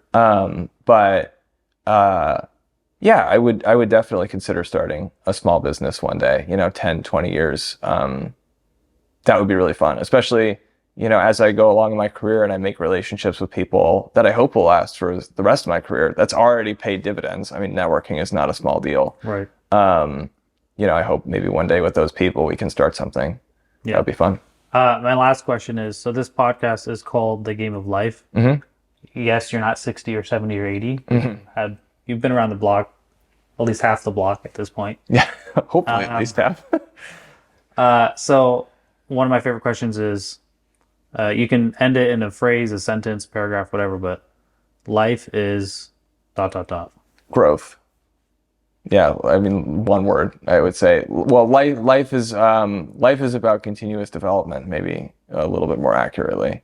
I think, not to bring things back to religion, but to me, the idea of heaven is terrifying. Like not having any failure, not having any more challenges, not having to overcome any sort of adversity or having negative emotions. Sounds awful. Like life is about like all the ups and... Is it? Isn't that what the Nirvana? Like the band Nirvana? No, the concept of Nirvana. Oh, I don't know. Maybe. Is not having any of those things? Interesting. That's really, I haven't heard someone say that about heaven. That it would terrify me. It would terrify me that, like, how do you know what the good times are if you've never been through any bad? So, like, when things get really plush, like, I can only do so many days at, like, a resort in, like, some tropical, paradise destination, like, before I need, like, somebody to, like, chase me with a crocodile or something, like, or a crocodile to chase me through the swamp, like... you need some negative stimulus to understand, like, what good is. Which is a really long answer for your question. Like, no, that's super long. No, I like that. That's interesting that you would view it that way. Yeah. Again, I'm not saying that's right or wrong, but that is interesting. Yeah. But all right, appreciate it, man. Really appreciate it, Josiah. Yeah. One thing I would encourage you. Yeah. Is any advice? Not even advice, but as I do this, some of the feedback I would get from people who would listen, they'd be like, hey, it's cool seeing these guys in their 70s and 80s, but sometimes it's hard to relate. Yeah. And so it's like, all right, let me go find some younger guys that actually have worth something saying. Mm-hmm. And so just like you had random people like that one random dude that said, hey, man, what are you doing here? Yeah. You can also now be an inspiration to this next generation that's coming up. Hopefully. Because they're pretty, I mean, I was just thinking about it. It's like these kids that went to high school and had to wear masks, and then I had to be isolated. Yeah. And then didn't get graduation. And then they went to college, and then some of these colleges didn't even have a graduation because of all the protesting. Uh-huh. So this next generation that's coming up, yeah, you're a little older, but you're not so far removed where they can find your life a little bit relatable. So if you find yourself in a position, not necessarily tell someone what to do, but make yourself available, or if someone's willing, if you see, there's plenty of young people here, but if you find someone, because the more I talk to people, because I put myself out there now, not just because, hey, you want to be on a podcast, but just I talk to young guys in the sauna, and sometimes just to challenge them or just to help them think about something differently. That's good. And they appreciate there's not a lot of that. Yeah. They appreciate that. Like this one guy, as I get older, the world seems to give me quicker feedback on stuff. Which is, when you get positive feedback, it's great because you're like, all right, I'm going to keep doing that. Mm-hmm. And so I remember having a conversation with the dude in the sauna in his early 20s, and he's talking about how he's in sales and blah, blah, blah. And I was like, hey, that's really cool. And then we just had this whole conversation about the concept of sales. And like, when you are superior at speaking, you will be able to manipulate people. Yeah. And you will be able to get them to do something that they wouldn't have done. Yeah. But you have to be careful with that. Yeah. And he was like, man, none of the people who taught me about sales ever told me about that ethical part. Right, that part, yeah. Right? Because it's like, just because you can manipulate someone doesn't mean you should. Yeah. Right? And the way I explained it to him was like, if you're an elite fighter and you go out in the street and someone picks a fight with you and you beat the crap out of that guy, guess who goes to jail? Yeah, you do. The elite fighter, because he knows better. Right. And so I was trying to tell him, like, we don't correlate that into speech. But if you're very good at, I don't know, Convincing people.